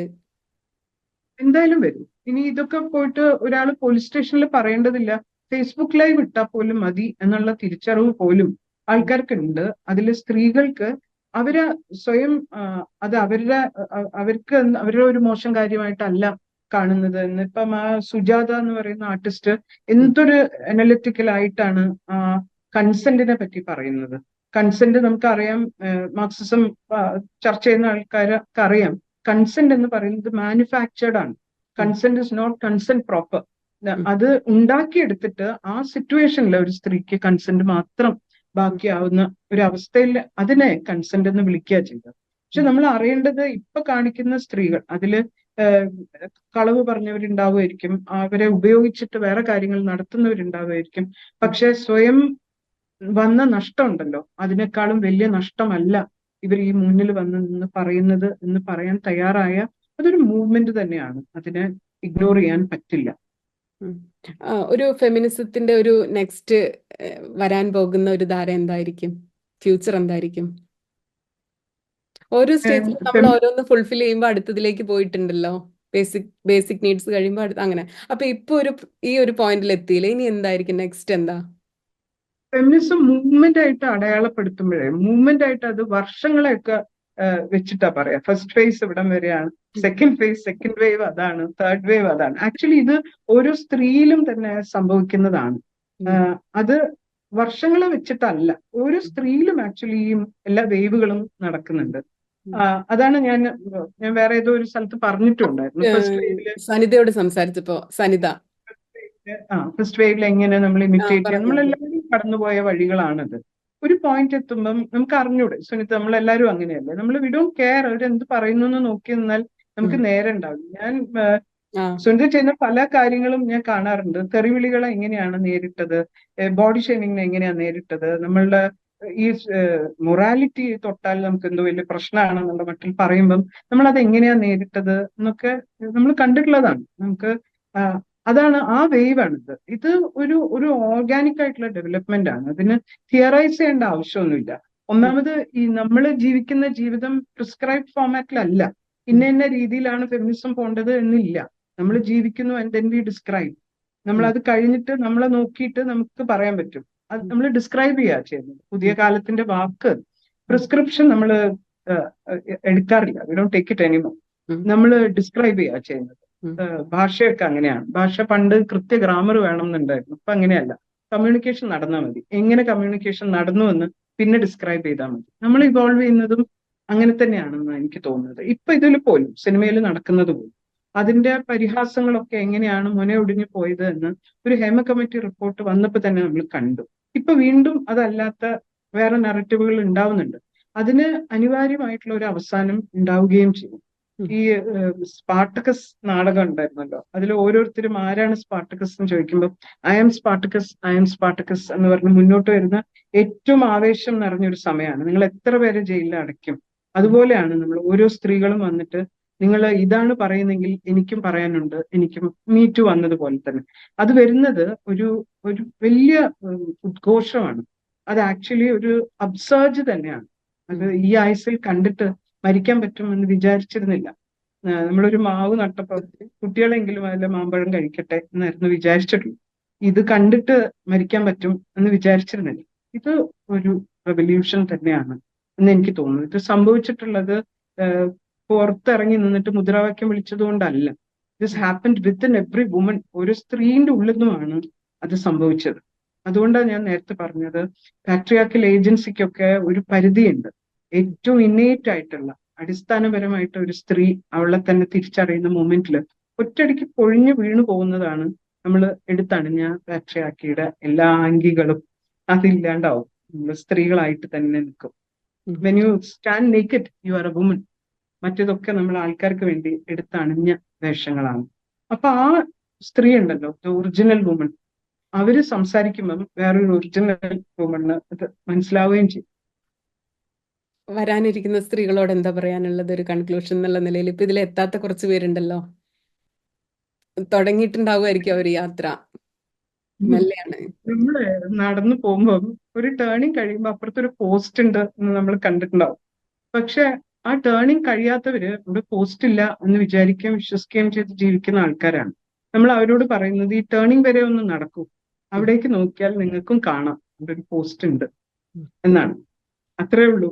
എല്ലാവരും നടക്കുക, നമ്മളെ തന്നെ ജീവിതം ജീവിക്കുക, വേറെ ആരെയും കോപ്പി ചെയ്യേണ്ടത് ആവശ്യമില്ല. ഞാനൊരു മാതൃകയായിട്ട് ഞാൻ വിചാരിക്കുന്നേ ഇല്ല. എല്ലാവരുടെയും ജേർണി പക്ഷെ വിചാരിക്കുന്നുണ്ട് ദീദി മാതൃകയാണെന്ന് ഞാൻ എന്തായാലും വിചാരിക്കുന്നുണ്ട്. കാരണം ശരിക്കും WCC ഒക്കെ തുടങ്ങിയപ്പോ ഞാൻ ഒരിക്കലും വിചാരിച്ചിട്ടില്ല ഇങ്ങനെ ഒരു അന്തസ്സുള്ള ഒരു മൊമെന്റ് നിങ്ങളെ കാത്തിരിക്കുന്നുണ്ടാവും എന്ന് ഞാൻ വിചാരിച്ചിട്ടില്ല. കാരണം ചീത്തവിളികളും ഫെമിനിസ്റ്റ് വിളികളും പിന്നെ ഇങ്ങനെ പലതരത്തിലുള്ള ആക്ഷേപങ്ങളും ആരോപണങ്ങളും അങ്ങനെ എല്ലാ പോരാട്ടങ്ങളുടെയും മുന്നിൽ നിൽക്കുന്നവർ സ്വാഭാവികമായും നേരിടേണ്ട ഈ കല്ലേറും തെറിവിളിയും എല്ലാം കേട്ട് പിന്നാലെ വരുന്ന ആർക്കെങ്കിലും ആയിരിക്കും ഗുണം തന്നെയാണ് ഞാൻ വിചാരിച്ചത്. നിങ്ങൾക്ക് ഒരിക്കലും അത് അനുഭവിക്കാൻ പറ്റുമെന്ന് ഞാൻ വിചാരിച്ചില്ല. പക്ഷെ ഭയങ്കര അത്ഭുതം എന്നുള്ള പോലെ ഇത് സംഭവിച്ചപ്പോ ശരിക്കും എനിക്ക് സംസാരിക്കുമ്പോൾ എന്തോ ഒരു സാധനം വരുന്നുണ്ട് ഉള്ളിൽ നിന്ന്, ഒരു ഭയങ്കരമായിട്ടുള്ള ഒരു അത് ഇതിന്റെ അകത്ത്. മ്യൂച്വലാണ്. സുനിത ചെയ്യുന്ന കുറെ ആക്ടിവിറ്റി എനിക്ക് ഭയങ്കര ഇൻസ്പയറിങ്ങും ഭയങ്കര ആവശ്യപ്പെടുത്തുകയും ഒക്കെ ചെയ്യാറുണ്ട്. അത് വളരെ മ്യൂച്വലാ. അല്ല, പക്ഷെ അത് അതായത് ആളുകൾക്ക് ഇത് പറ്റും എന്നുള്ളത് പ്രൂവ് ചെയ്യാനുള്ള ഒരു ചാൻസ് നിങ്ങളെ തേടി വന്ന് ഒരു നിയോഗം പോലെ നിങ്ങൾക്ക് പറ്റി, ഇത് സാധ്യമാണ് എന്ന് പ്രൂവ് ചെയ്യാൻ പറ്റിയില്ലേ? എത്ര വലിയ മല പോലെ നിൽക്കുന്ന ആളുകളോട് ഏറ്റുമുട്ടുമ്പോ ഒരിക്കലും നമ്മൾ വിചാരിക്കുന്നില്ലല്ലോ പറ്റുന്നു, പറ്റില്ലെന്നുള്ള ആളല്ലേ കണ്ടിട്ടുള്ളത്. പക്ഷെ പറ്റുമെന്ന് കാണിക്കുന്നു. ഇപ്പൊ മലയാളം ഇൻഡസ്ട്രിയിൽ മാത്രം സംഭവിച്ചു, പക്ഷെ എല്ലാ ഇൻഡസ്ട്രികളും ഇത് നോക്കുന്നു. ലോകം നമ്മളിപ്പോ ഫെമിനിസത്തെ കുറിച്ച് ഒരുപാട് സംസാരിച്ചു. അപ്പൊ നമ്മൾ പുറത്തേക്ക് നോക്കിയിട്ടില്ലേ നമ്മളിവിടെ പലതും കോപ്പി ചെയ്തിരുന്നത്, അവിടെ അങ്ങനെ നടക്കുന്നു. അത് കഴിഞ്ഞിട്ട് നമ്മൾ കുറെ കാലം കഴിഞ്ഞിട്ടല്ലേ നമ്മളെ നാട്ടിൽ ഇത് കൊണ്ടുവന്നത്. പക്ഷെ നമ്മളെ നാട്ടിൽ ആദ്യമായിട്ടൊരു സാധനം വരും, അത് മറ്റുള്ളവർ കോപ്പിയും ചെയ്യാന്ന് പറയുന്ന അതിന് നിമിത്തമായ മനുഷ്യർ എന്നുള്ള രീതിയിൽ ഭയങ്കര റെസ്പെക്റ്റും അഭിമാനവും ഒക്കെ തോന്നുന്നുണ്ട് ശരിക്ക് എല്ലാ താങ്ക് യു സോ മച്ച്. സ്ത്രീകൾക്കും. അതൊന്നും ഞാൻ ഡിസേർവ് ചെയ്യുന്ന പോലും ഇല്ല. ബട്ട് ഇത്രയൊക്കെ പറഞ്ഞുകൊണ്ട് അതൊരു സന്തോഷമൊക്കെ ഉണ്ട്. എല്ലാവരും, കാരണം നിങ്ങൾ എല്ലാവരും, പാർവതി, റിമ, ഇതിനു വേണ്ടി നിന്ന എല്ലാവരും, രമ്യ, അഞ്ജലി, മുഖങ്ങളില്ലാത്ത കുറെ ആൾക്കാരുണ്ട്. മുഖങ്ങളില്ലാത്ത കുറെ പേര്, സെമിനാറിൽ. ആദ്യം വന്ന് പിരിഞ്ഞു പോയവര്, ഒന്നോ രണ്ടോ ദിവസം നിന്നവര്, പല കാരണങ്ങൾ കൊണ്ട് വിട്ടുപോയവര് പോലും അതില് പാർട്ടാണ്. അത് ഇത് മ്യൂച്വൽ തന്നെയാ. ഇത് എല്ലാ സ്ത്രീകളും തിരിച്ചറിയുന്ന സമയത്ത് ഇതേപോലെ ഒന്നിച്ച് സ്ത്രീകൾ നിൽക്കാൻ പാടില്ല എന്നുള്ള വലിയൊരു പ്രശ്നം ഉണ്ടായിരുന്നു. അതൊക്കെ നമുക്ക് ഒന്നിച്ച് നിൽക്കാൻ പറ്റും. അതൊക്കെ വലിയ എന്താ പറയാ, പ്രൂവിങ് എ പോയിന്റ്. നമ്മൾ പറയുമല്ലോ ഒന്നിച്ച് സ്ത്രീകൾ നിൽക്കാൻ, ഒത്തുപോകില്ല. അത് ഞാൻ ചോദിക്കണമെന്ന് വിചാരിച്ച് പിന്നെ വേണ്ടെന്ന് വിചാരിച്ചൊരു ചോദ്യമാണ്. ഒന്നിച്ച് നിൽക്കാൻ പറ്റും എന്നാണല്ലേ പ്രൂവ് ചെയ്ത്? ഇപ്പോ ചിലരൊക്കെ പോയെങ്കിലും സ്ത്രീകൾക്ക് ഒന്നിച്ച് നിന്നത് ചെയ്യാൻ പറ്റുമെന്ന് തന്നെയാണോ പ്രൂവ് ചെയ്തത്, മനസ്സിലായത്? അതായത് രണ്ട് ആണുങ്ങൾ തമ്മിൽ, പ്രത്യേകിച്ച് രാഷ്ട്രീയത്തിലാണെന്ന് വിചാരിക്കുക, അവർ തമ്മിലുള്ള ഏറ്റുമുട്ടലിനെ രാഷ്ട്രീയമായിട്ട് കാണുകയും രണ്ട് സ്ത്രീകളുടെ ഏറ്റുമുട്ടലിനെ വളരെ മോശമായിട്ട് സ്ത്രീകൾ ഒത്തുപോവില്ല എന്ന് പറയും. കമ്മ്യൂണിസ്റ്റ് പാർട്ടിന്റെ നേതൃനിര നോക്കിയാൽ, ഏത് പാർട്ടിന്റെ ഫോർ ദാറ്റ് മാറ്റർ നോക്കിയാൽ നമുക്കറിയാം എത്ര ഗ്രൂപ്പ് വഴക്കുകളുണ്ട്. അതിനെ ഒന്നും സ്ത്രീകൾ തമ്മിൽ ഒത്തുപോവില്ല എന്ന് പറയുന്ന സ്റ്റേറ്റ്മെന്റിലൂടെ ചേർത്ത് നമ്മൾ വായിക്കാറില്ല. സ്ത്രീ അവളുടെ പ്രശ്നങ്ങൾ പറയുമ്പം അത് ഗോസിപ്പ് ചെയ്യുന്നവരാണ് സ്ത്രീകൾ, അല്ലെങ്കിൽ സ്ത്രീകൾ ഒത്തുപോവില്ല എന്ന് പറയുന്ന സ്റ്റേറ്റ്മെന്റ് ഓരോ തവണയും പറയും. WCCന്ന് ആരെങ്കിലും പിരിഞ്ഞു പോയിട്ടുണ്ടെങ്കിൽ അത് അവർക്ക് എല്ലാ റൈറ്റും ഉണ്ട്, എല്ലാ റൈറ്റും ഉണ്ട് തമ്മിൽ യുദ്ധം ചെയ്യാനും. അത് ഫെമിനിസ്റ്റ് ഗ്രൂപ്പാണ്, അതുകൊണ്ട് ഇത് പുറത്തു പോയാൽ പറ്റില്ല, അങ്ങനെയില്ല. Like any other organisation or any movement, നമ്മളെല്ലാവരും പരസ്പരം ക്ലാഷ് ചെയ്തിട്ടും അതിൽ നിന്ന് അങ്ങോട്ടും ഇങ്ങോട്ടും സ്വയം പഠിച്ചിട്ടും ഒക്കെ പലപ്പോഴും ഇതേപോലെ ഇപ്പൊ എനിക്ക് സുനിത ചെയ്ത പല കാര്യങ്ങൾ കാണുമ്പോഴും എനിക്ക് ഭയങ്കര ആവേശം തോന്നിയിട്ടുണ്ട്. ഇറ്റ്സ് ലൈക്ക് പാറ്റിങ്, മ്യൂച്വലി പാറ്റ് ചെയ്തുകൊണ്ടും ഒക്കെ തന്നെയാണ് മുന്നോട്ട് പോകേണ്ടത്. സ്ത്രീകൾക്ക് മാത്രം സ്പെസിഫിക് ആയിട്ട് ചില കാര്യങ്ങൾ അങ്ങോട്ട് എന്താ പറയാ ആട്രിബ്യൂട്ട് ചെയ്ത് തന്നതാണ്. നമുക്കറിയാം എന്ത് മോശമായിട്ടാണ് രാഷ്ട്രീയത്തിൽ ആണുങ്ങൾ പരസ്പരം പെരുമാറാറുള്ളത്. പക്ഷെ രണ്ട് ആണുങ്ങൾ ചേരില്ല എന്ന് നമ്മൾ ഒരിക്കലും പറയില്ല. രണ്ട് മല ചേർന്നാലും നാല് മുല ചേരില്ല എന്ന് നമ്മൾ പഴഞ്ചൊല്ല് മുതൽ തുടങ്ങിയിട്ട് ഇപ്പൊ വരെ ഫീമെയിൽ സോളിഡാരിറ്റി തകർക്കാനുള്ള എല്ലാവിധ സംവിധാനങ്ങളും നമുക്ക് ചുറ്റുമുണ്ട്. പക്ഷെ ഇതൊന്നും ആണുങ്ങൾക്ക് ആപ്ലിക്കബിൾ അല്ല. ആണുങ്ങളുടെ കാര്യത്തിൽ നമ്മൾ അത് പറയാറില്ല. അത് രാഷ്ട്രീയത്തിന്റെ തർക്കം, ഗ്രൂപ്പ് വഴക്ക് എന്നൊക്കെയാണ്. അതിന് വേറെ പേര് ആശയ കൊടുക്കാറുണ്ട്. സമരം, ആശയ സമരം. ആശയ സമരം, അതൊക്കെയാണ്. അത്രയൊക്കെ നമ്മൾ അതിനെ അങ്ങനെ കാണുകയും അത് സ്ത്രീകൾക്കിടയിൽ സംഭവിക്കുമ്പോൾ അത് മറ്റെന്തോ സ്ത്രീകൾ ഒത്തുപോകാത്തത് കാണും. അങ്ങനെയല്ല, എല്ലാവർക്കും ഇതിനകത്തുനിന്ന് താല്പര്യങ്ങൾ, മറ്റു താല്പര്യങ്ങൾ പ്രയോറിറ്റൈസ് ചെയ്യുമ്പം വിട്ടുപോകാനും ഒക്കെ പറ്റുന്നതായിരിക്കണമല്ലോ. അങ്ങനെ മാത്രമൊക്കെ ഇതിനകത്തും സംഭവിച്ചിട്ടുള്ളൂ. പക്ഷെ മോർ ഓഫ് ഫീമെയിൽ സോളിഡാരിറ്റി എന്ന് പറയും. അതില് ഒന്നോ രണ്ടോ അങ്ങനെ അല്ലാത്ത കേസുകൾ ഉണ്ടായിട്ടുണ്ട്. അതിനുള്ള എല്ലാ സ്വാതന്ത്ര്യവും അതേപോലെ അതിനുള്ള അവരെ അർഹിക്കുന്ന ബഹുമാനവും അവർ കൊടുക്കേണ്ടതുണ്ട് എന്ന് തോന്നുന്നു. Thank you Didi. Thank you so much. സംസാരിക്കാൻ പറ്റിയല്ലോ. ഞാൻ എന്തൊക്കെ പറഞ്ഞതെന്ന് എനിക്ക് പിന്നെ ആർക്കെങ്കിലും കേൾക്കാത്തവർക്കോ അറിയാത്തവർക്കോ വീണ്ടും ദീദിയെ കേൾക്കുമ്പോൾ ഇൻസ്പിറേഷൻ ഒക്കെ വരികയാണെങ്കിൽ ഒന്നോ രണ്ടോ പേർക്ക് വന്നാൽ പോലും സന്തോഷം. Thank you. ശരി.